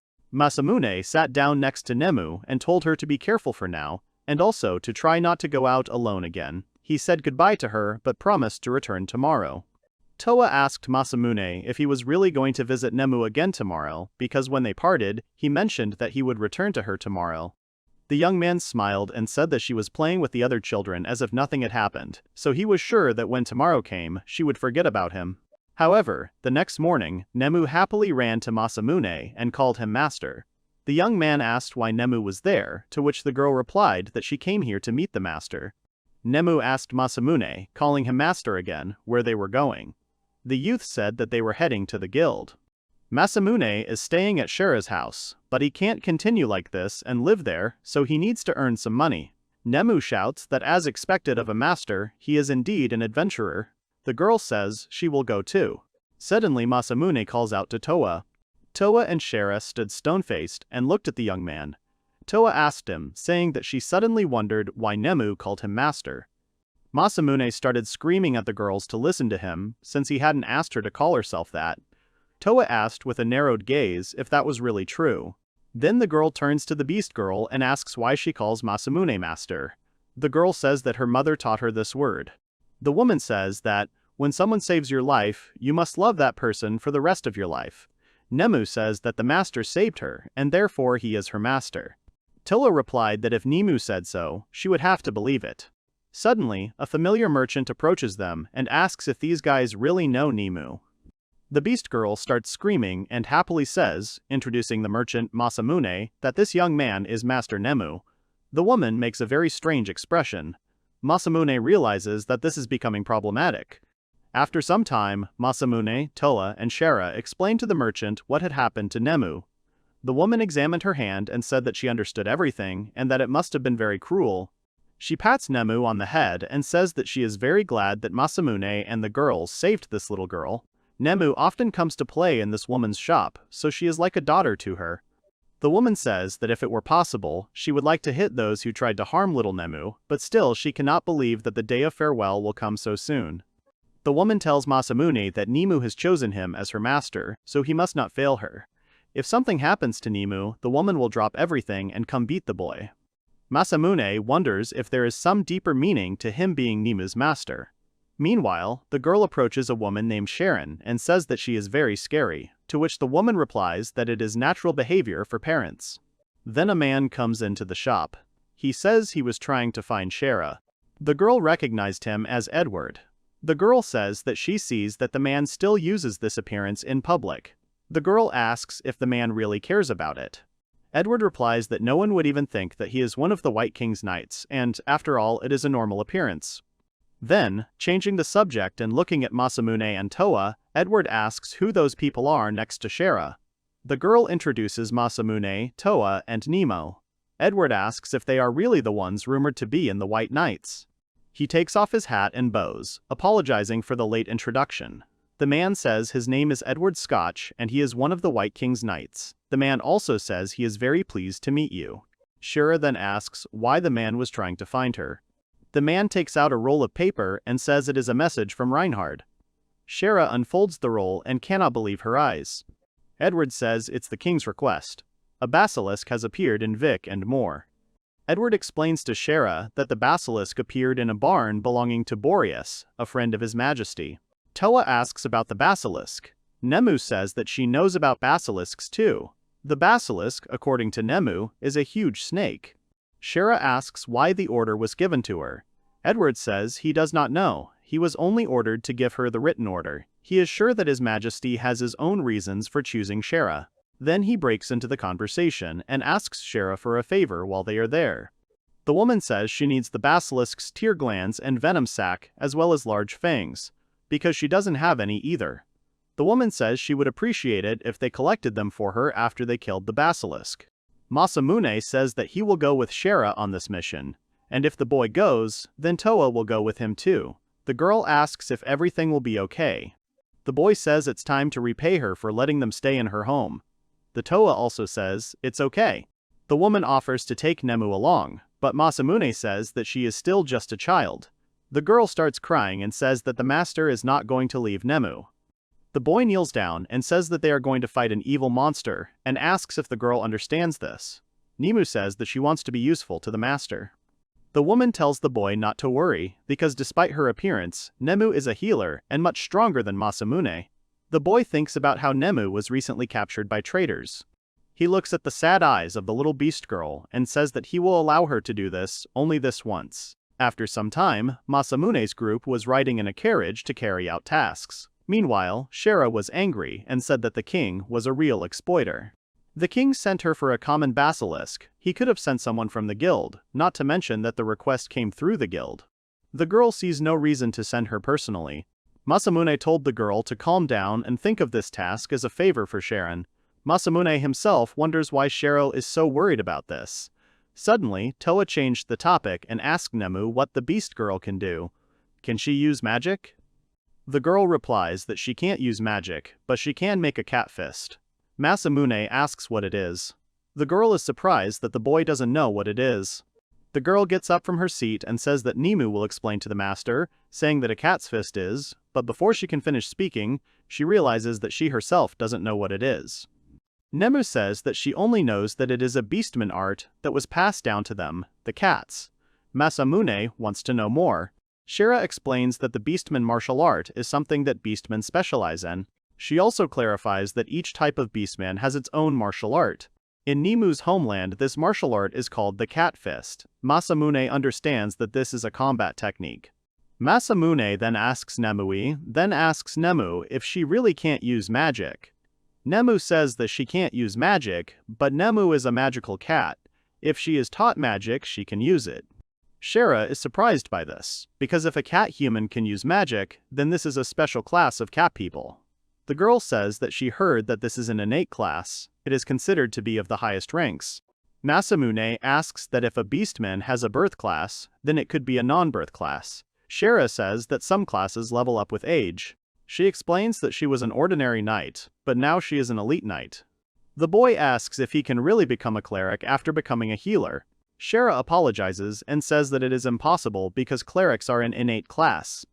She says that the development paths of almost every class are already known, but as far as she knows, the healer class is not developed. Masamune realizes that he will remain a healer forever. Nemu asks if her master is truly a healer. The boy confirms this and says that this is why he only uses healing and support magic. Nemu raises his hand and tells the master not to be sad, because Nemu will protect the master, and the master saves Nemu, so the master is not weak.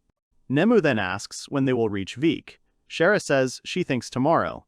Shara says they will have to spend the night in the carriage. Masamune realizes that the road is further than he thought. Vik turns out to be quite far away. Masamune asks if it's okay that they left the capital. Shara says it's okay, because Edward will inform everyone up there. She also told Annette everything, just in case. Masamune wonders when she managed to do it. He saw the girl talking to the ring yesterday. He asks if Shara's ring really allows her to communicate over a distance. The girl shows the ring and says that it is indeed so. Every royal white knight has such a ring. The young man says that he has such a ring too. He says that he took it from someone but did not use it. It is very convenient in terms of being able to contact others despite the distance. Shara replies that her ring works within the kingdom, but Masamune's ring can work outside of it. The young man says that according to the one who gave it to him, everything is exactly like that. The girl examines the ring and says that it is very expensive and probably made of the purest materials. Toa asks who gave this ring to Masamune. The youth says that he met the man briefly. He says that the man suddenly attacked him, and he responded in kind, so suddenly the man offered to become his comrade.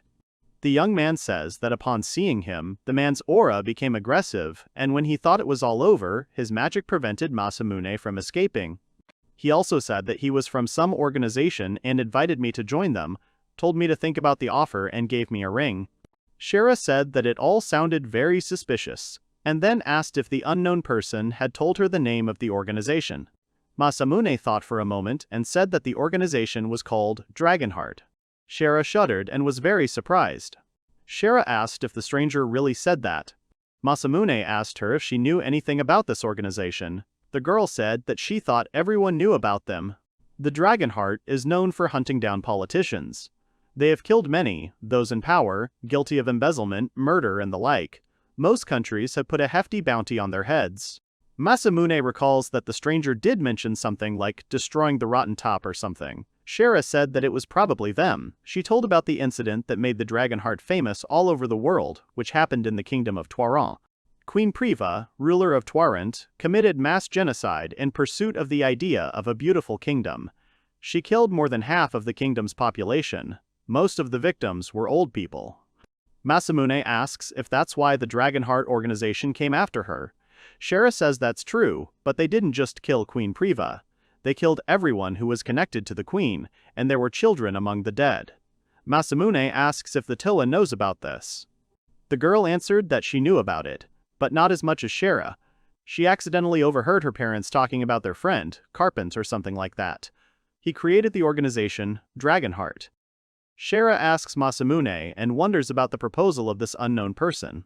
The young man answers that he does not know yet. He doesn't even know when they'll meet again, but it doesn't matter anyway. It's no use thinking about it until they see each other, because right now they don't even know where this organization is.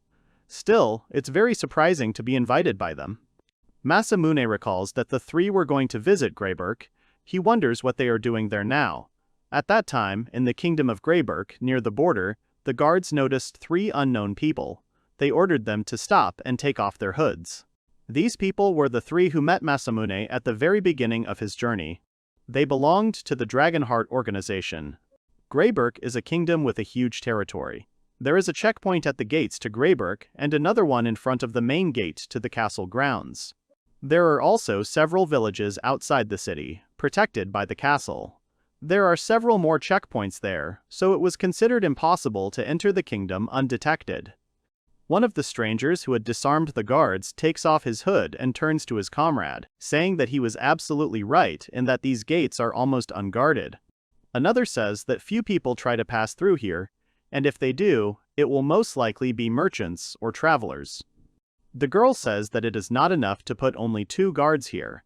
The man replies that they are probably all busy fighting demons.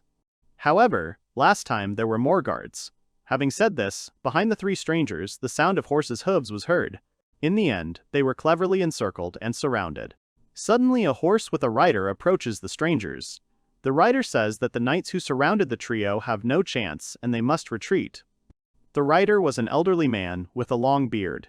He said he would deal with the uninvited guests himself. One of the intruders addresses an older man and calls him Grandpa. The man says that he and Alfred haven't seen each other for a long time. He also says that he is glad to see him alive and well. However, he sees that the young man has decided to get mixed up with the scoundrel standing nearby. His Highness will be saddened by this news. The young man asks the man to stop pretending, saying that he continues to pretend as always. The man says he thinks Alfred has decided not to return home. He asks menacingly what business he could possibly have in this city, since this country has no reason to get involved with his kind. A dark-haired youth steps forward and asks to be introduced. His name is Zeke. The short version is that they have been informed that there is a call for heroes in Greyberk. This is a forbidden magic that requires great sacrifices. As far as the young man knows, there is no other way to summon it except sacrifice. The man says that Zeke came here to get an answer to this question. He replies that he is not going to discuss it, so he asks him to just answer his question. He says that this magic will cause wars. Before that happens, they will bring death to all who are involved, quickly and accurately. The man says that the boy is very direct. He also says that there is no need to be so impatient. Zeke says it's only a matter of time before this spreads across the world. The effects of hero summoning magic aren't easy to hide.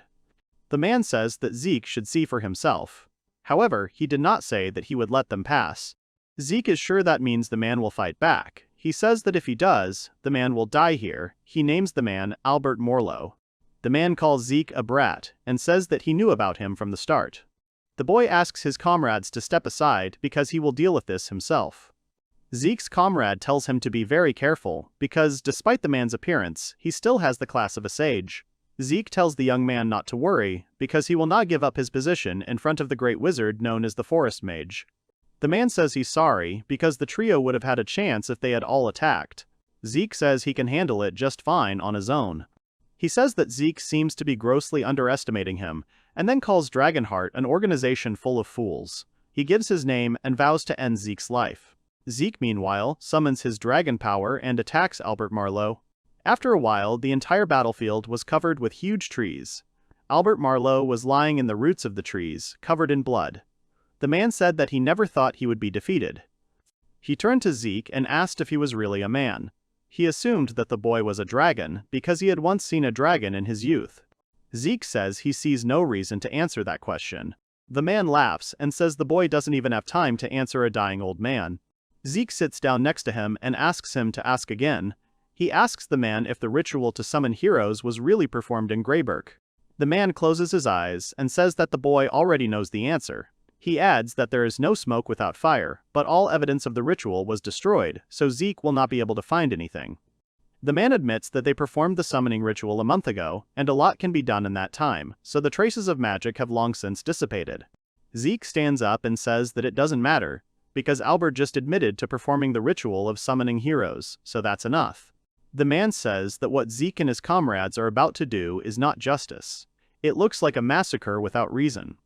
Zika is hurt by the words about justice. He says that it is not a question of justice or vigilante justice, because it is not a question of whether they believe in it or not. Albert then turns to Alfred and asks him if this is really what he wanted. He asks if Alfred feels anything inside himself, seeing a man in such a state, and then wonders where good Alfred went. The young man replies that there is no point in appealing to his feelings, because from the very beginning all people meant absolutely nothing to him, so he feels only disgust. He also adds that Albert and Greyburg not only started a war with demons, but also practiced forbidden magic, sacrificing their subordinates. He also says that they are all just fools. He says with disgust that this country has come to an end. Albert replies that they are not fools and that all people should do the same, otherwise there is no point. Alfred turns away, but then says that maybe it's lucky to die with such thoughts. He says the conversation is over and then orders the man to die quickly. Albert laughs and says that it is cruel to say such words to a dying old man. Lying on the tree roots, he says his last words that he sees that Alfred is no longer the prince he once knew. At this time, Nemu ran to her master and said that everything looked simply amazing. She was talking about the big market they were walking through now. Masamune and his group reached Vik. He was amazed by the large number of people. Shara said that the city is called a trading city, so there must be bigger crowds here. Nemu looks at the beautiful goods and tells Masamune that she really wants to buy these beautiful things. The young man replies that since they have already arrived in Vik, they can buy several goods. Shara suggests visiting the farm first and offering to give them a tour after they finish working here. After some time, when Tilla arrived at the farm, she noticed a strange animal. She said that she didn't want to believe that the animal was called Wolstein because it didn't look cute at all. Masamune told the girl to hurry up and not fall behind. Finally, they reached the house. Shara knocked on the door, but no one answered. Toa assumed that it seemed like no one was home, but suddenly Nemu noticed a large crowd of people. A crowd of people stood by a huge barn and discussed something. Someone asked someone to give up, and someone said that they were afraid every day. People stood and questioned one man. They said that according to information, he should have gotten rid of someone long ago. Others said that he couldn't just give up the place. Others asked to sell his farm and live in peace. They questioned the owner of the farm, named Bori Vik. The man panicked and asked the villagers to wait a little longer because he had sent a request to the guild in the capital. The woman shouted that Bori had been talking about this for a while, so it could be assumed that they were going to come here. The man replied that he was sure that help would come today. The man asked to wait for them a little longer, at least until tomorrow, but the residents did not agree with this. Masamune realized that these people were very cruel. Suddenly, Shara shouted for them to stop and asked for a moment of attention. She said that she was from the capital and that she had been sent to destroy the basilisk. The girl introduced herself as Shara. Borivik was surprised that the girl was an adventurer. The man was happy and asked everyone to see that the adventurers from the guild had finally arrived here, so now everything would be fine for them. People began to disperse and were indignant that the man couldn't tell them that the adventurers would arrive today, because they wouldn't have made so much noise if they had known. Borivik was shaking hands with Shara. At that moment, a man was looking at them. He spat and turned around, which attracted Masamune's attention. Nemu said that something smelled. Masamune asked her what it was, but the girl said that there was a strange smell in the air. Then they looked after the man. The man was still shaking Shara's hand, and was happy that they had finally arrived. The girl said that they were a little late on the way. The man asked if they were really going to kill the basilisk. Masamune interrupted them and said that they would finish it today because he wanted to explore the city some more. The man asked the panicked young men to wait. He said that he was very grateful to them, but the basilisk was an A-rank monster. He said that he too was once an adventurer, but with all due respect, he believed that they should not be in such a hurry. Shara says there's no need to worry, as she guarantees that everything will go smoothly since Mr. Masamune is here. The young man thought that he was, of course, going to handle it today, but Shara was somehow relying on him too much, and this task was entrusted to her. Plus, she also blabbed his name. Shara offers to inspect the barn, and then asks if it really belongs to Boreas. The man answers in the affirmative. Shara calls Masamune and gives him the keys to the barn. They approach the barn together with Nemu, and the girl says that she was not imagining things. The little girl says that the barn smells exactly the same. Masamune says that she can't possibly mean the smell of the basilisk. Nemu replies that the man in rich clothes who was here recently smelled exactly the same. Boreas sits down next to him and asks her if she is really talking about the man with the wart under his nose. The girl gives a positive answer. Masamune asks the man if he knows anything about this man. Boreas says that his name is Mr. August and that it is most likely him. Masamune asks if Boreas knows him. The man says that when he sent a request to the capital, August came and said that they had to get rid of the basilisk. Augustus is a merchant who once settled in this city. Shara asks if the merchant really wanted to get rid of the basilisk. Boreas replies that he wanted this land as a reward. Boreas Beak said that he found this proposal very strange, so he refused Augustus, because this land had been passed down from generation to generation. Masamune says he understands everything, and then suggests that Augustus is involved in all of this. Shara also says that this is probably true. Basilisks usually live deep in the forest, so it is very suspicious that he decided to make a nest here. The girl says that Augustus probably just wanted to get this land for himself. Boreas can't believe his ears and tries to understand why he went so far. Masamune says that it is a good thing they took Nemu with them, otherwise they would not have noticed the smell. Toa praises the girl for her excellent work. Masamune says that if that's the case, then it's better not to kill the basilisk, but simply drive it out. Shara suggests simply stunning him and taking him into the forest until he wakes up. The young man sees this as a great idea. Masamune opens the lock and unlocks the door, but sees 3 huge basilisk heads inside. He locks the door and says there are 3 basilisks inside. Shara is surprised and says the request only said 1 basilisk. The man says there was 1 basilisk there yesterday, but Shara is sure there couldn't be 3 overnight. The girl says that just a drop of basilisk venom is fatal and no one would want to take on a quest with 3 basilisks unless there was a high reward. She also says that the rank of the quest would not change, but the reward is very strong. Masamune understands why Shara was reluctant to take on this request. It seems that leaving those basilisks behind would be too dangerous. Boreas clasps his hands and asks the adventurers for forgiveness. He says that there were 3 of them from the very beginning. Lord Augustus demanded to see what Boreas wrote in the task, so he had to lie.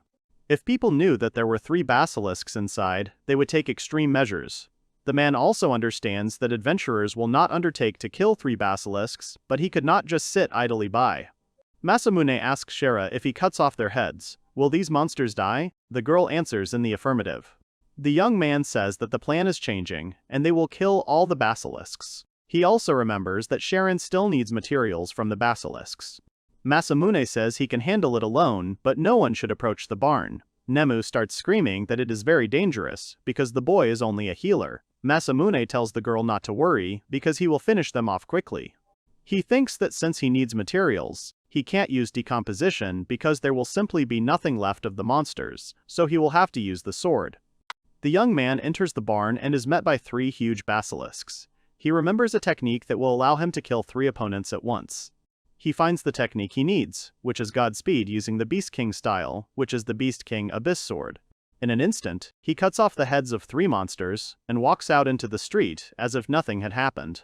In an instant, Nemu, Shera, Toa, and Boreas Vik looked at him in dead silence. She was very happy with him and called the master amazing because he really did it quickly. Masamune said that he and Shera needed to gather materials because Sharon needed tonsils, poison glands, and large fangs. The girl replied that she would start right away. Toa turns to Masamune and says that these basilisks were not dangerous. The boy asks what Toa means, to which the girl replies that they were trained. Suddenly, the merchant Augustus runs out to them and asks what they have done. He says the basilisks belong to the city. Borivik asks if the merchant was really behind all this. Suddenly, a man appeared behind Augustus. He asked which of these men was Boreas. He says that his head will do a great pirouette when he cuts it off with his sword. The man then saw the corpses of 3 basilisks and asked why his pets were now lying dead. August points to Masamune's group and says that they were the ones who killed his basilisks. The man looks around the group of people and points at the Toa, asking if she really was the one who finished off his basilisks. He then looks at Shera and says that her magic is also strong, and then suggests that they kill all the men first. As for the women, he says that he will first cut off their limbs and then drag them to the tavern to work off the death of his pets. August laughs and says that Boreas himself is to blame for everything because he should have accepted his offer. Boreas asks why the merchant needed his land. August spreads his arms and says that he wants to build a luxurious mansion. He will enjoy life watching the beautiful city because that is what every merchant dreams of. Boreas Vik calls August a pathetic man, but the merchant replies that no one cares about the words of a weakling. He also says that he could have paid if Boreas had given him the land voluntarily, so there would have been no need to kill anyone if the man had not hired these adventurers. The man laughs and tells Boreas that it is all over, because he will die here. The man with the sword tells Augustus that the 2 of them are strong, so he will have to pay the warrior handsomely for this job. August says he never intended to cheat. He says he will pay twice as much if he kills them all, and if any of them survive, the man will be left without money. The mercenary asks who August thinks he is, since his name is Gordon. The man comes up and asks who will be first, so he asks everyone to decide for themselves. Toa steps forward and says she will be the first. Gordon smiles and asks if the girl really wants to challenge him alone, so the second girl can join in as well.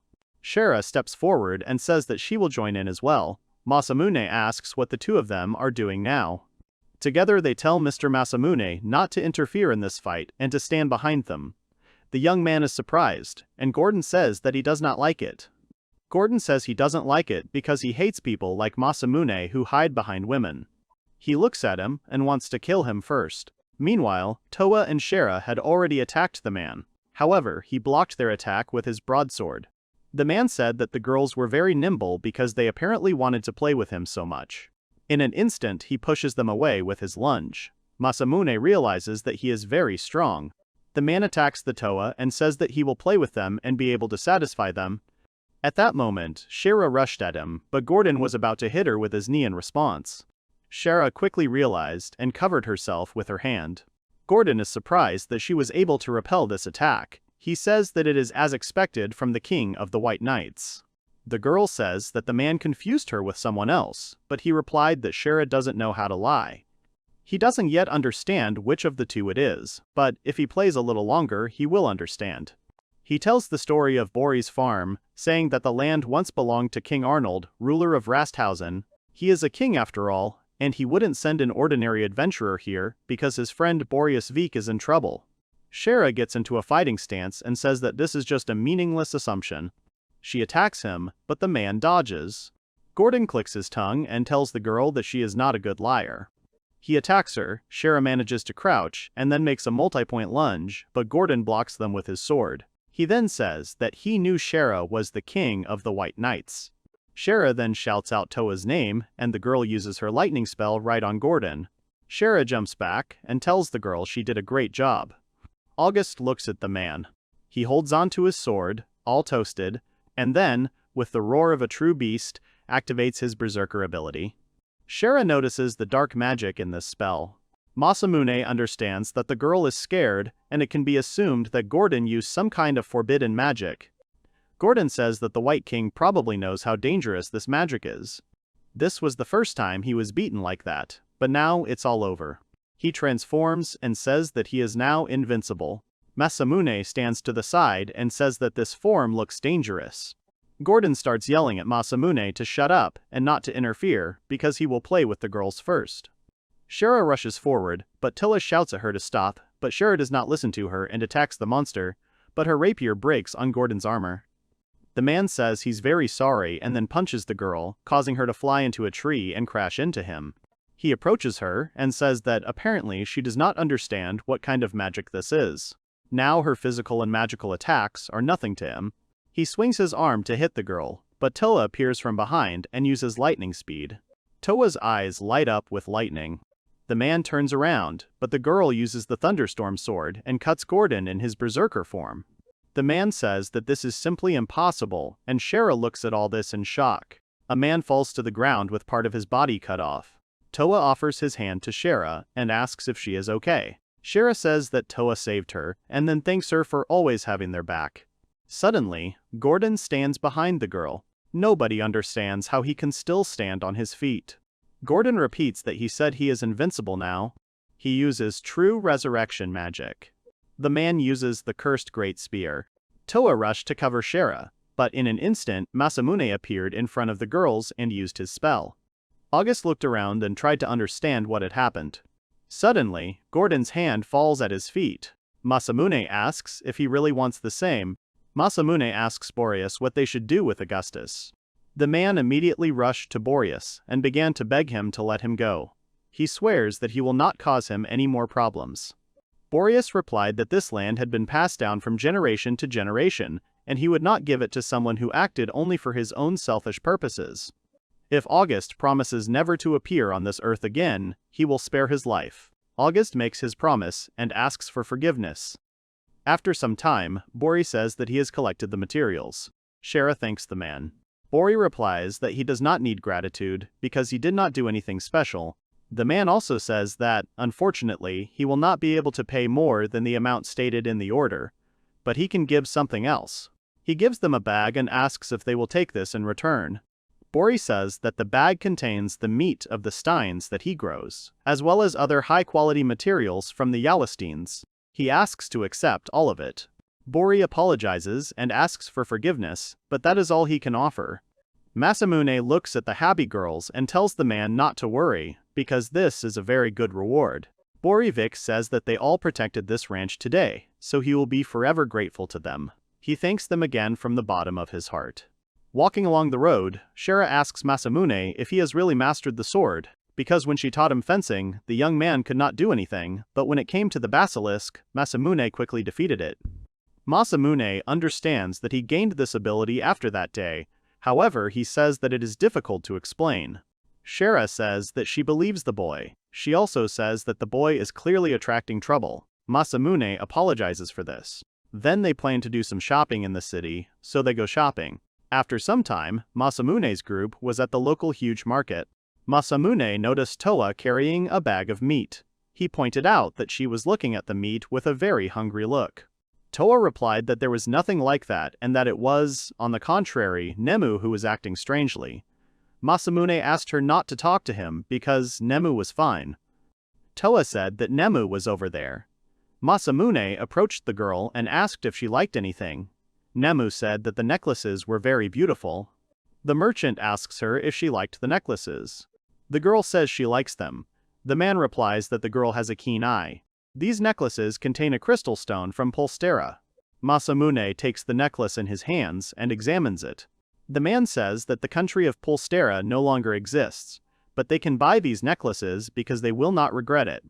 Shara says that the crystal stones from Polstera are very famous. It is initially blue, but over time it changes its color depending on the magical power of the owner. The merchant says that the frequency of the color depends on the quality of the owner's magical power. Each time he eagerly wants to see what color the stone will become. There are rumors among traders that with the help of this stone one can find a great magician. Masamune wonders if he should buy the necklace as a souvenir. He asks how much these necklaces cost. The merchant replies that one costs 3,000, so Masamune asks for 3. After some time, he puts one necklace on Nemu's neck. The girl thanks the young man. Masamune asks her not to lose the necklace. The girl replies that she will treasure it. Toa then approaches them and asks Masamune to put her necklace on her too. The boy blushed, but still put the necklace on the Toa. The girl lifts her face and thanks the boy. Suddenly, Masamune flushes and turns red. Shara also blushed and closed her eyes. Masamune, in a panic, offers to help Shara put on the necklace too. The girl says that she can do it herself. After some time, Masamune notices a sign for a liquor store. Shara says that it looks like a liquor store. They decide to go inside. Nemu squints at the strong smell of alcohol inside. The merchant greets the visitors and then asks if they are looking for anything in particular. Masamune replies that they are not. The man then points to the expensive drinks and says he recommends these particular ones. Masamune knows this will be a significant blow to his wallet. Suddenly he notices a sign. The man says that the drink called Old Held is no longer available. Masamune asks if it is wine. The man, shocked, asks what. The young man does not know about this drink. Old Held is a brand that also bears the name of a ghost wine. It is no longer produced. Even the merchant does not know how many of these bottles are left in the world. Masamune realizes that he has seen this label and name somewhere before. Suddenly he remembers the drink he found in the dungeon at the beginning of his journey. He takes out a bottle and asks if it is really Old Geld.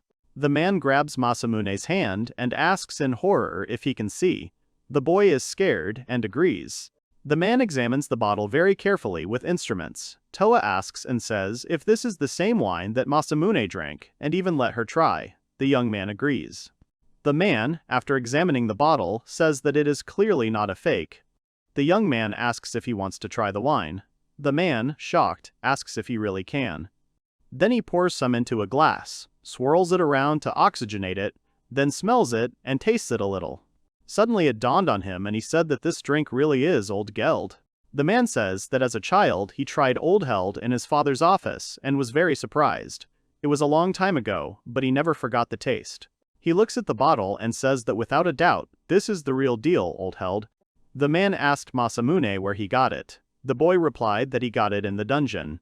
The man thought for a moment, then clenched his fist and asked if Masamune could give him the drink.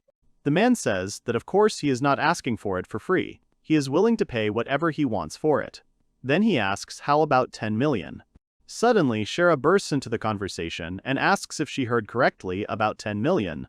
The man takes out his most expensive item and says that Masamune can have it too. He says that the young man can have everything that is in this store. Masamune asks the man to wait a little. Masamune says that's too much for one bottle. The man yells that it's not enough. He's been in the business for a long time, so he'll be straight with him. It was said that such wine no longer exists. Any connoisseur of alcohol would like to try it. It can be valued at 100 million, and aristocrats will give 1 billion. The young man realized that he had never suspected such an expensive drink. The man says that this is precisely why the young man can ask for whatever he wants for him, but 30 million is the limit for him now. Then the man remembers that he has connections and will be able to sell wine directly to aristocrats, so he will be able to earn at least 1 billion. He says that he will give half of the proceeds to the young man. Masamune understands that this man really needs this wine, and he has about 100 more bottles in storage and a lot of barrels too. You can tell from the seller that he is not lying, so nothing bad will happen. The young man says 30 million. If the man can pay this amount at once, then he will give this bottle right now, and, of course, he will not refuse half after selling the bottle. The man couldn't believe his ears. He didn't think the boy would agree to sell this bottle. He asks to wait a second, and then comes in with a bag. The man puts in the first 5 million and says he got it from the bank. Masamune realizes that there are banks in this world too. Then the man says he will bring more. He puts 30 million in front of him. And then, having received a bottle of the expensive drink, begins to cry with happiness.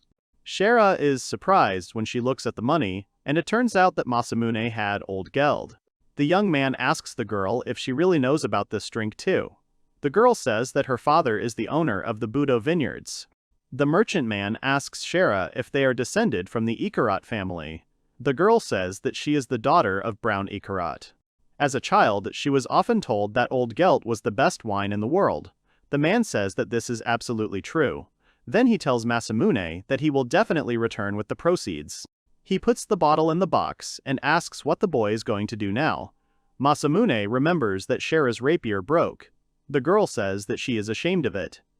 This rapier is given to every knight of the White King, so in other words, it was forged especially for her, so who knows how much she would have to pay for a new one. The boy offers to buy the girl a new weapon now. Shara says that she will not be able to repay the debt. The boy tells her not to worry, and then says that he will buy new clothes for Toa and Nemu. Toa asks about clothes, to which the boy replies that a girl can't wear the same outfit every day. The male shop assistant says that he knows a suitable store, so he tells them that he will take the boys there. Masamune thanks the man. Shara remembers Lord Masamune's sword and calls it very strange. The young man takes it out and says that it is called a snake blade, and that he also got it from a dungeon. The man asks to see the blade and then tells Masamune not to use the word dungeon too lightly. The young man is interested in the reason for such a ban, to which the man replies that if he really got this blade from the dungeon, then everything is serious. This sword may be legendary or mythical, and in that case, the boy's life may be in danger. Masamune asks if weapons really have ranks. Shara says that all materials, weapons, borers, and monsters have ranks. Normal rank is the lowest, and the highest rank is fantastic. She also says, by the way, that there is no set standard for the value of items that are lower than normal rank, such as goblin teeth. The man asks to listen to him, and then says that this sword needs to be taken for evaluation. He understood what rank this sword has, but they had better see for themselves to be sure. The weapon can be evaluated in the same store that he shows. He also says that Masamune will be able to decide for himself whether he will be safe if he keeps the sword. The young man thinks that this sword belonged to Sean, so its rank cannot be low. He decides to take this opportunity to find out the rank of the sword. He then asks the man to lead them. After some time, they arrived at Cook's shop. The man said it was a general store run by the large Cook's company, but in fact, the store specialized in artifacts. Masamune's group entered the store and began to look at the various goods. The young man realized that there were a lot of things here, befitting a really large company. Nemu was delighted to see everything shining and then ran through the store. Toa asked her to stop and then ran after her. The man placed the sword on the counter and asked for an appraisal. He told Masamune that he would wait there for the results, and that the boy could look around the area. Masamune said that he would go and look for Toa with Nemu, and Shara could look at a new rapier for herself at that moment. The girl asked if she could really do that. Masamune said that buying a new rapier would serve as a payment for the room so that he would get something in return and the girl would not feel so awkward. Shara thought for a bit, and said that if that was the case, then she agreed to such conditions. After a while, Masamune saw Toa, who was looking at the armor. The girl said that she did not find anything special. She already had a sword, but the armor that was provided here was too heavy, and she wanted something lighter. The female consultant interrupts their conversation and says that perhaps this equipment would suit the girl. It is a light armor made from wyvern scales. The armor is of rare rank, so it is very durable. Masamune thinks that the rare rank is not very valuable and he would like something better. Besides, this armor is not at all suitable for a Toa. The young man notices the curtain and asks what is there. The consultant says that there is a department of royal rank items there, and before they are allowed in, their solvency needs to be checked. The girl asks if they have enough finances. The young man shows the money and asks if 10 million is enough. The girl immediately apologizes and asks to follow her into this room. The young man understands from her reaction that the royal rank is not so expensive. Once inside, Masamune realizes that the atmosphere in this place is completely different. Toa asks the boy if he really wants to spend all 10 million. She says there is no need to spend so much, even if it is a royal rank. The young man says that the armor here should be of the highest quality. He doesn't know how much it should really cost, so he might not spend it all, so he suggests looking around first. The young man approaches the display case and calls out to Toa, asking what about these things. The consultant says that this is the Guardian's Hagoromo. It was created by a senior alchemist from cloth and materials of royal rank. It is very durable and elastic, and above all, lightweight. Toa asked the boy what he thought. He said it seemed appropriate, it would suit the girl much better than heavy armor. They decided to take the item. Masamune asks the price and is told the figure is 1.5 million. Toa asks the boy if he is sure. Masamune replies that there is no problem and they will buy it. The Toa are taken away to try on the armor, and Masamune notices Nemu, who is looking at the display cases. The girl says that there is so much stuff around that she can't choose. Masamune asks the consultant if they have a reservation for a child. He is shown a mithril shirt and told that it can be worn under other armor. This item is the work of an elven master seamstress, so it is expensive, 2 million. It has been enhanced with magic and changes size to suit its owner. The young man asks what rank this thing has. He is told that the t-shirt has a royal rank. Masamune tells Nemu that this shirt can be worn under her clothes and will protect her. The girl says that the armor is very expensive. Masamune replies that it is a small price to pay to protect Nemu. The girl screamed that she understood and then happily thanked the boy. Masamune told her to change her clothes and try on the t-shirt. Then Toa came out to Masamune with a new thing. The young man was amazed by its beauty. The girl asked the young man's opinion. The young man, embarrassed, said that this outfit suited Toa very well. He asked where she got the new clothes, to which the girl replied that the consultant had picked out the new clothes and said that they suited her very well. Then Nemu came out to Masamune and said that she had changed her clothes. The girl was wearing a different sweater. Masamune asked where she got these clothes from, to which the girl replied that the consultant had picked them out for her. Nemu noted that the hood had a compartment for the ears. Then, a man came out and said that they were made specifically for the girl's appearance, so she could hear perfectly well even with the hood on. Masamune noted the unusual service. Meanwhile, Shara was looking at a beautiful rapier with a snowflake next to the hilt. Masamune suddenly came up to her and asked if Shara liked the rapier. The girl said that she didn't like her at all, to which the young man thought that it was very easy to understand what was on this girl's mind. The consultant said that this rapier, made from unicorn horn, was from the mountains of Arda. The young man inquired about these mountains. The girl said that the Arda Mountains are a mountain range in Modern, 10,000 meters high. Modern is a cold land where snow has been lying for hundreds of years. Most monsters don't even go there because of the cold. It is said that unicorns live in these mountains. The body of this unicorn accumulates the magical power of ice, and the horn has the largest accumulation. Unicorns living in such harsh conditions are of high rank, so it is obvious that the rank of materials from them is also high. Masamune asks if they are really hunted in the mountains. The girl replies that unicorns occasionally come down to the foothills. As she said before, the rapier is made from a unicorn's horn, so the blade of the rapier also has the magical power of ice. Of course, this rapier was forged by the best blacksmiths, so its price is 5 million. This figure made Shara sweat on her face. Masamune asked Shara if the girl used ice magic.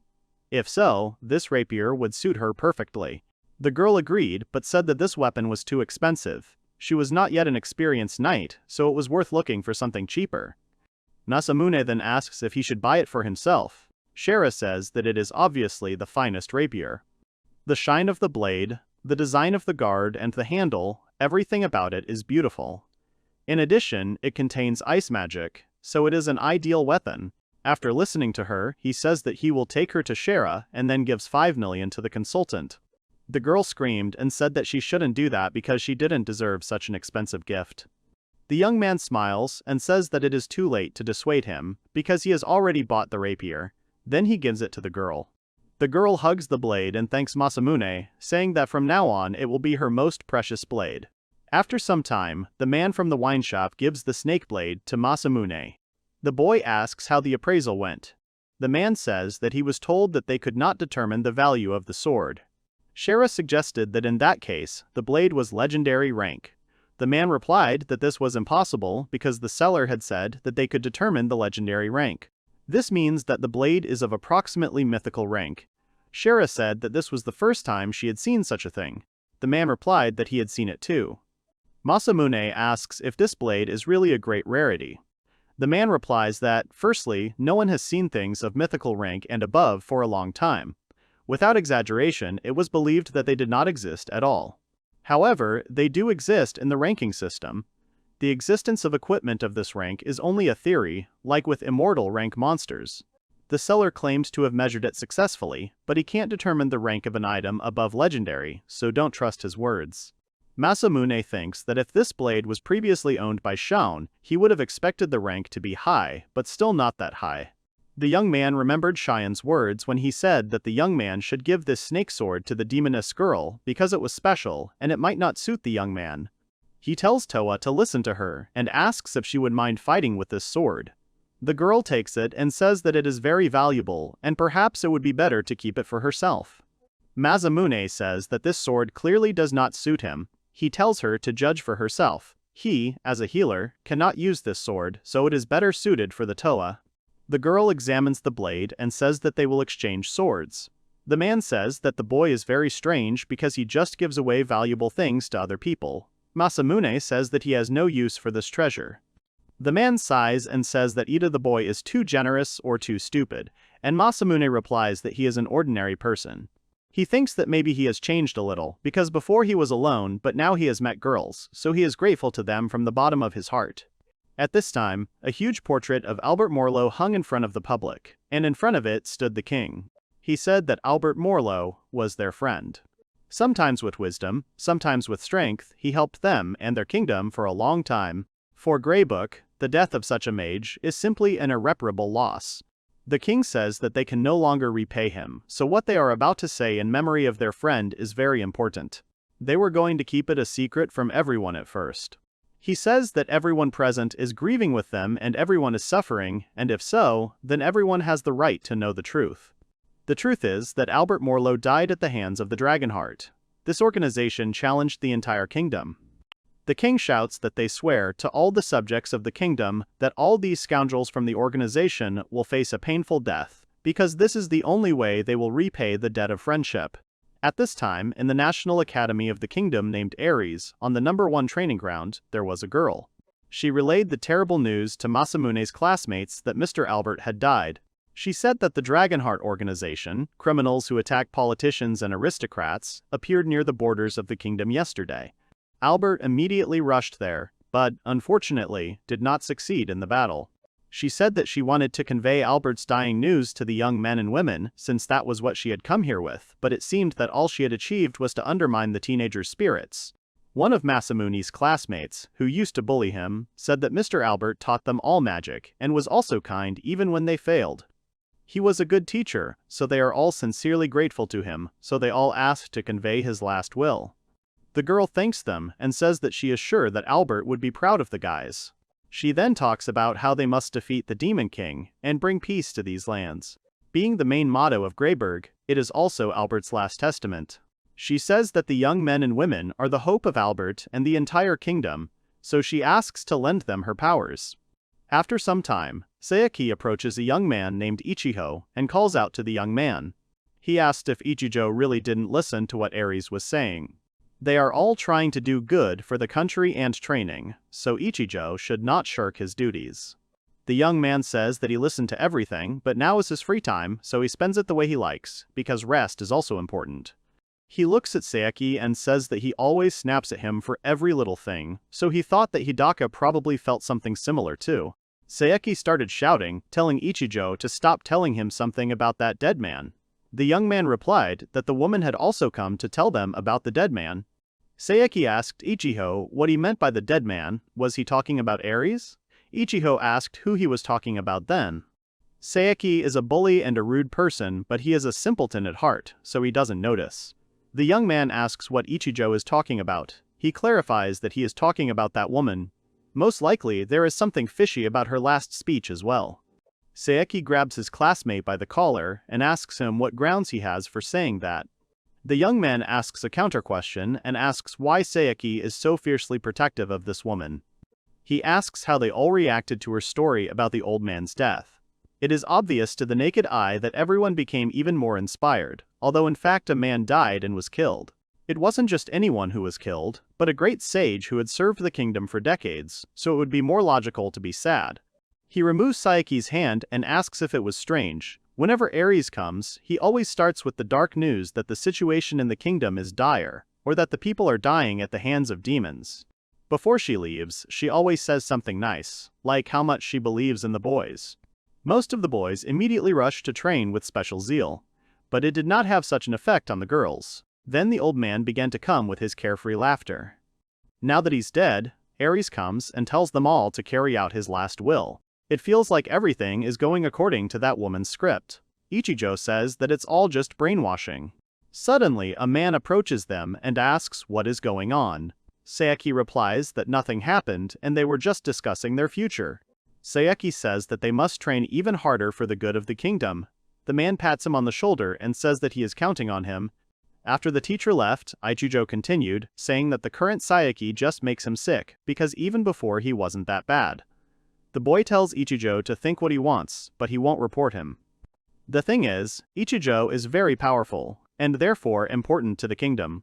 Ichijo notes Sayaki's remarkable devotion to this place. Then they were interrupted by the girls who were standing nearby and heard everything. One of them shouted at the boys to stop, as everyone was fed up with Ichijo's nagging. Another girl says that Ichijo was cool once, but now he just sucks. Ichijo smiled and said that girls, as far as he could see, never change.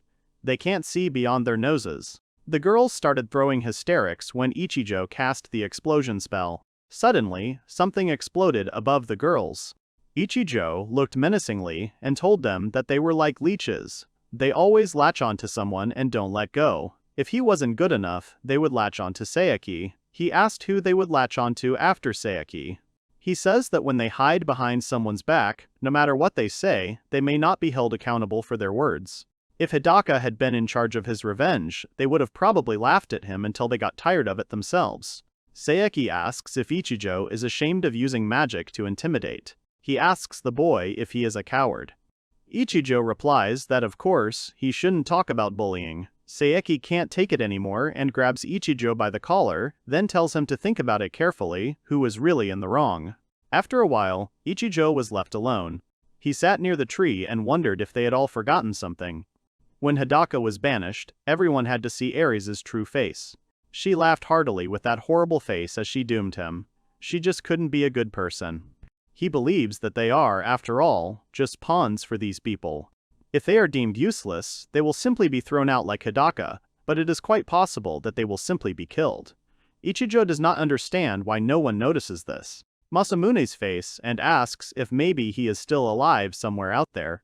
After some time, Masamune and the girls arrived in Rothausen. They immediately went to Sharon's shop and gave her the materials from the basilisks' bodies. The woman was surprised that they had managed to catch 3 basilisks, because one is very difficult to handle, and here there were 3. The woman turned to him and asked if something had happened to her, but the girl replied that she was perfectly fine. The girl remembered Masamune's words. The young man asked her not to tell anyone that he had killed the basilisks. The girl understood that Sharon couldn't be told either, so she shouted that Nemu was keeping a secret. Masamune decided to change the subject, and asked what the woman would do with the ingredients from the basilisk. The woman replied that she would make a secret potion. She asked them to wait a little. After a while, the woman came out with a potion. Masamune wonders what they will use it for. The woman says, isn't it obvious that she's using the potion to erase Nemu's slave mark? Masamune asks if it can really be erased. The woman says, of course. However, since the secret potion is usually used for other things, few people know about this effect. She tells Nemu to listen to her carefully, and then says that the medicine is a little painful, but he will definitely have to be patient. The girl says that she can handle it. Sharon then tells Masamune that he should prepare to use healing magic in the meantime. At her signal, he must cast healing on the wound. She does not count on it, but the young man must cast his spell at full strength. Masamune shudders and says that he understands everything. The woman drips some onto the girl's hand and she starts screaming in pain. Sharon says it won't last long, so the girl should be patient. She starts pouring the potion onto the girl's hand and then yells at Masamune that it's his turn to cast healing magic. The boy used healing and the burn on his hand disappeared. The girl was exhausted, so Masamune used effects, removal magic. He then leans over to her and asks if she is okay. The girl says that she has no pain or dizziness, so she is fine. They look at her elbow and see that it is completely worn away. Shara says that this is amazing because the secret potion is from basilisk fangs. All she knew was that it strengthens the body. Sharon says that it is usually used as a tonic, but if you mix it with a little more poison, you can achieve this effect. The poison corrodes the skin and causes severe pain. Also, if you mix it with the wrong amount, the skin can turn to stone, so you have to be very careful. Just to be on the safe side, if something goes wrong, she needs to cast a healing spell, and for extra insurance, she added an ingredient that neutralizes petrification. Masamune sees Nemu's very soft skin. Sharon turns to Masamune and says that he seems to be very calm. She has never seen healing magic work so quickly before. Not to mention that the boy was able to use the effect removal spell. She didn't even know that this spell could remove fatigue. You wouldn't think that Masamune could do that from his appearance. Shara says that this is also the first time she sees this. It turns out that the young man has not only learned how to assign an attribute. The young man asked if it is not normal for a healer to be able to do this. Sharon says that it is unheard of for a healer to be able to use so many spells. Most healers can only use the healing spell that is available from the start. Although even it is far from being as effective as the similar spell of the priests. Even more experienced healers only have a relative command of assigning the attribute, and even this is already a great rarity. If a healer tries to learn new spells, he will only become a target for ridicule. Even if he gives it his all, at best he will master healing and attribute assignment. That's why everyone thinks and calls healers the weakest class. Masamune remembers Ares' face when she said those words. Sharon says that Masamune seems to be different. She asks if he knows any other spells. The boy says that, in principle, he can increase the attack and defense of allies. Sharon and Shara are very surprised by this. The girl asks if the spell Masamune is talking about is really called the Aura of Hatred. The young man gives a positive answer. Sharon says that this magic is of a high level. She has never even heard of such healers. The young man asks what it is. Even though it is not an attack magic, it is still of a high level. Sharon replies that the enhancement from this spell is on a completely different level. Also, since there are few people who can use it, the value of this magic is higher. Masamune smiles and thinks that, of course, he still has the weakest class, but with high-level magic, it seems like his heart has become lighter. After some time, the girl registrar at the Adventurers Guild announced that the successful completion of the mission to neutralize the basilisk was credited. She says that she also has the honor to announce that Mr. Nito has been promoted to B rank. She asks for her congratulations. The girl then says that Ms. Totorika has been promoted to S rank. Masamune asks her to wait and says that there must be some kind of mistake. He asks how he can get a B rank when just a few days ago he was an F rank and a C rank Toa too.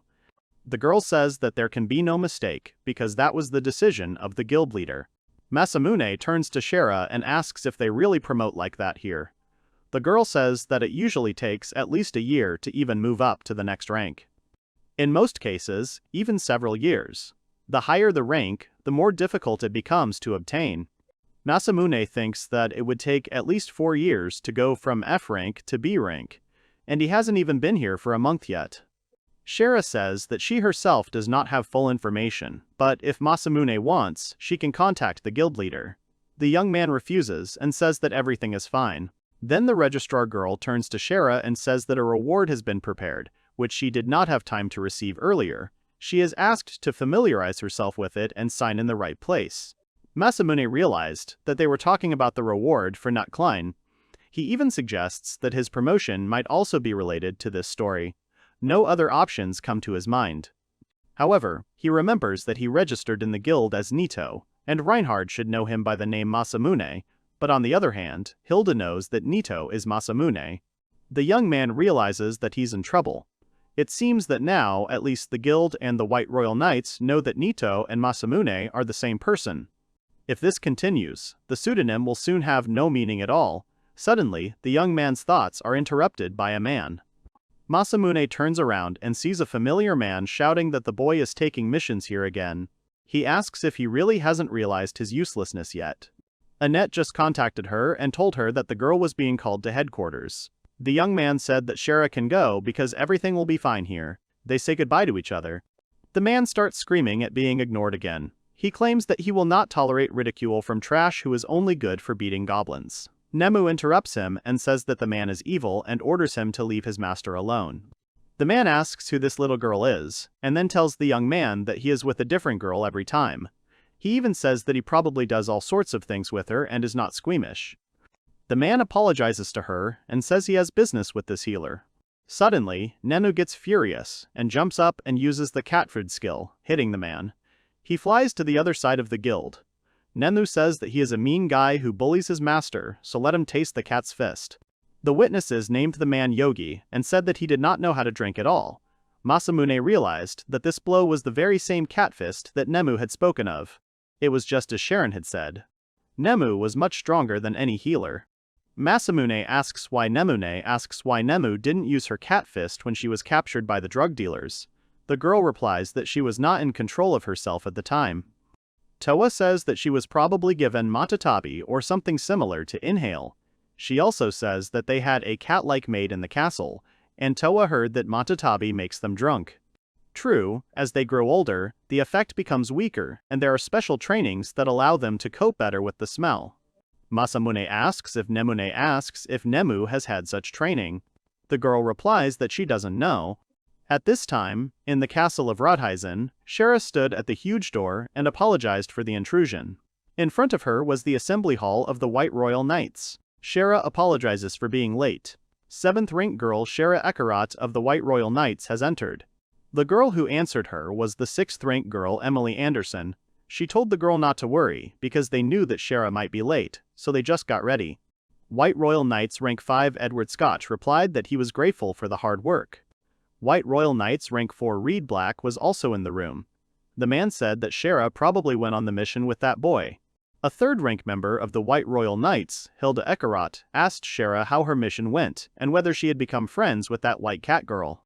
White Royal Knights 2nd rank member, Daniel King, said that everyone present should be quiet, as they were preventing Reinhard from speaking. Reinhard said that it seemed that everyone was fully assembled. Edward Scotch interrupts him and says that before moving on to the main topic, he would like to ask a question.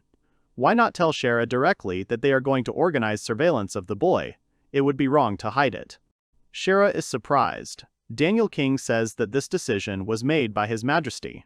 And to check Masamune's motives, he was sent to Vik with Shara first. Commander of the White Royal Knights of the 1st rank, Reinhard Rickman, says that the king knew from the beginning what was going on there, and that's why he gave Shara this task, but that's not why today's meeting is happening. He says that the Dragonheart has appeared in Greyberk. Hilda asks Shara what's wrong with her, but the girl says that everything is fine. She, as a White Knight, probably should have said that they invited Masamune, but the girl didn't know how they would react to it. Reinhard says he will continue and announces the main topic of the meeting, saying that there, in Greyberk, a forbidden ritual of summoning heroes was carried out. Everyone in the room was shocked by this news, and no one could believe their ears. Suddenly, Reed Black laughed very loudly and said that everyone in Greyberk had gone mad. It turns out that the Dragonheart came to Greyberk for precisely this reason. Reinhard says that is most likely. He says there are already victims, the forest mage, Albert Marlowe. They say the funeral ceremony has already taken place. Edward said he had heard of this mage. During the war, his ability to control vast territories with magic had instilled real fear in his enemies.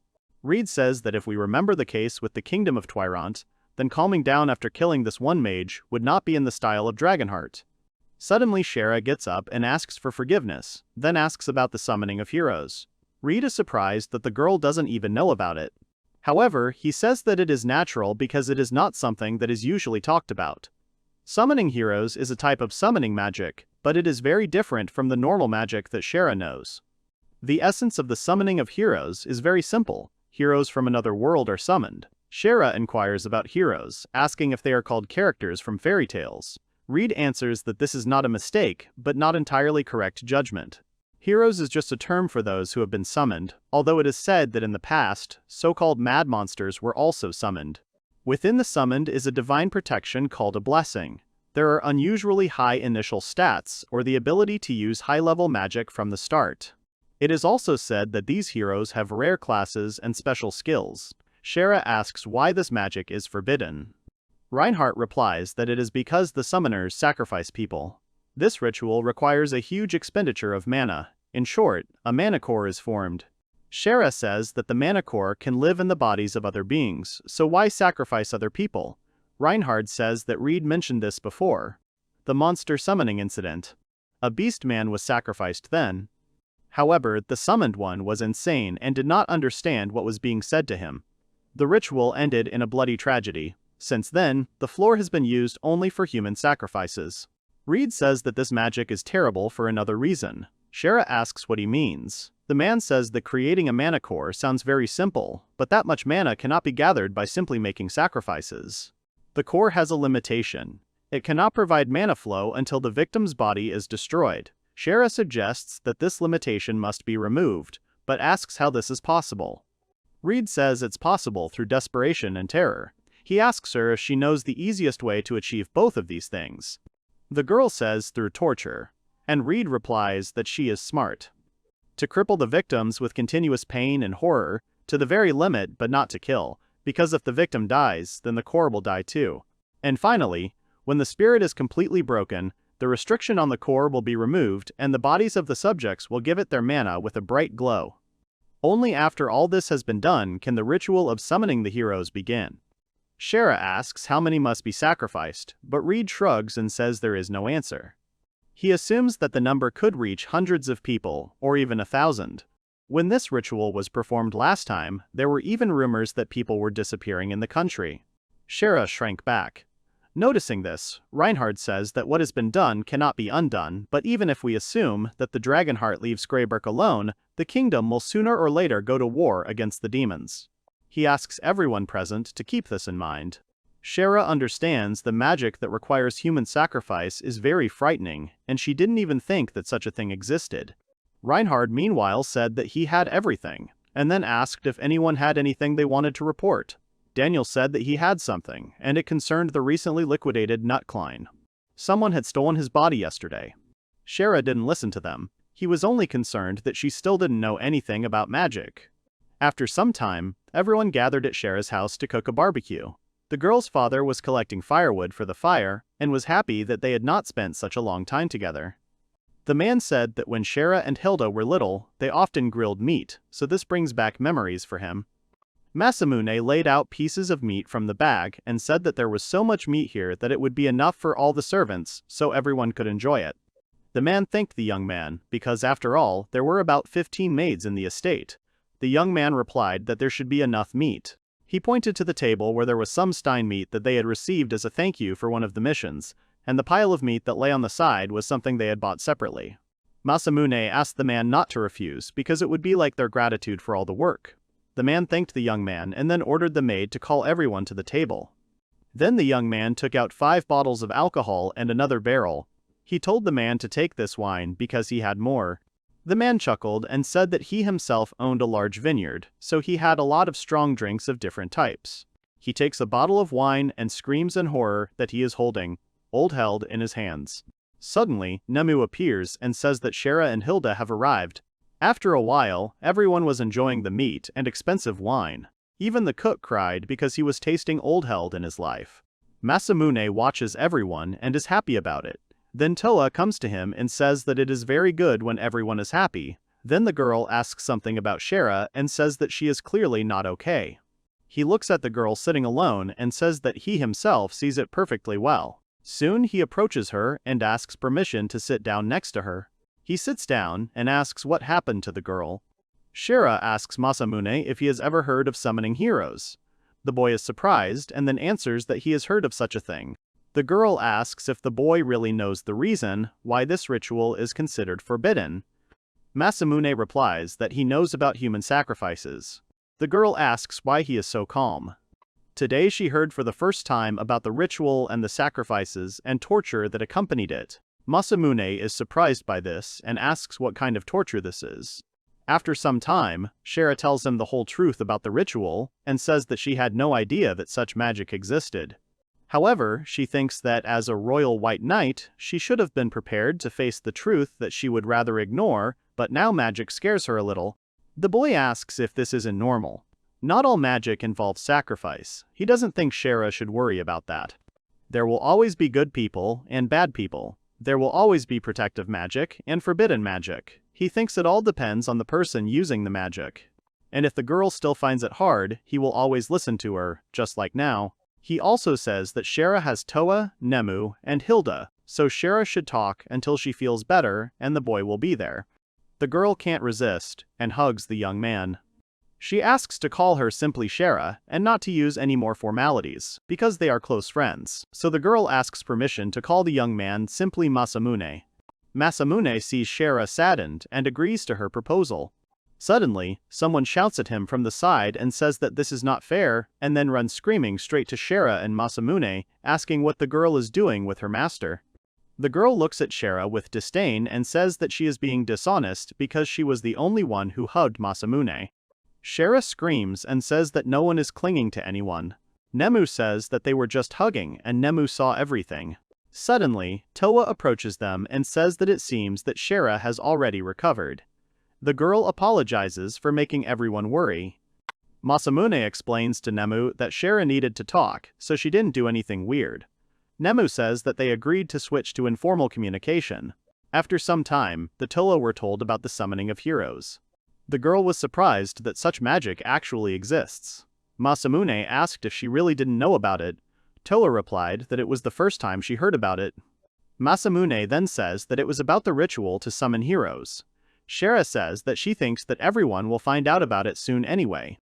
It seems that the Kingdom of Greybird performed this forbidden ritual. Shara sees Masamune's reaction and says that he really knew about Greybird. She also says that he was never surprised the whole time and that he probably knew something for sure. The young man says he learned this from Dragonheart. They told him when they left that they were going to investigate the summoning of heroes in Greybird. Shara asks if that's really all it is. The young man understands that the girl may have noticed everything. There were many cases that are difficult to explain. Apparently, so much has accumulated that it will no longer be possible to get out of it. Masamune says he'll tell them everything about these summoned heroes. He admits that he is one of them. A pause of silence surrounds everyone. The young man realizes that this is not the reaction he expected. He then says, in a rush, that he was summoned from another world. The Toa thinks about it. Shara rubs her chin and says that she doesn't know how to react to this. At least that explains all the things that happened to Masamune. She explains that the young man did not know much about this world, and most importantly, that for the healer class, Masamune's strength is completely atypical.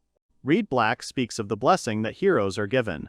Masamune interrupts them and asks to let him clarify something. He was called here as a hero, but he is not a hero at all. Shara asks in what sense the young man says this. He says with a blank face that he was thrown out because he is a healer, but he thinks it is for the best because he was able to meet all of them. Nemu asks if it is good that the master met Nemu, to which the youth replies that he is sure it is very good. Shara asks everyone to stop and asks what it means that there are others summoned besides him. The young man replies that it is so. If the kingdom kicked out Masamune, then are the other guys even stronger?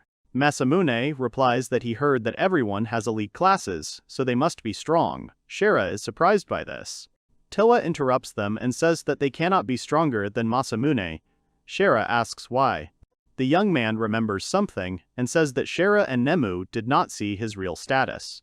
Heichi activates his status panel, and Shiru and Nemu are simply surprised that the boy has a triple-digit level. The girl realizes that it is really hard to believe that someone could be even stronger. She asks if Nito's alias might also be related to the summoning. Masamune answers yes.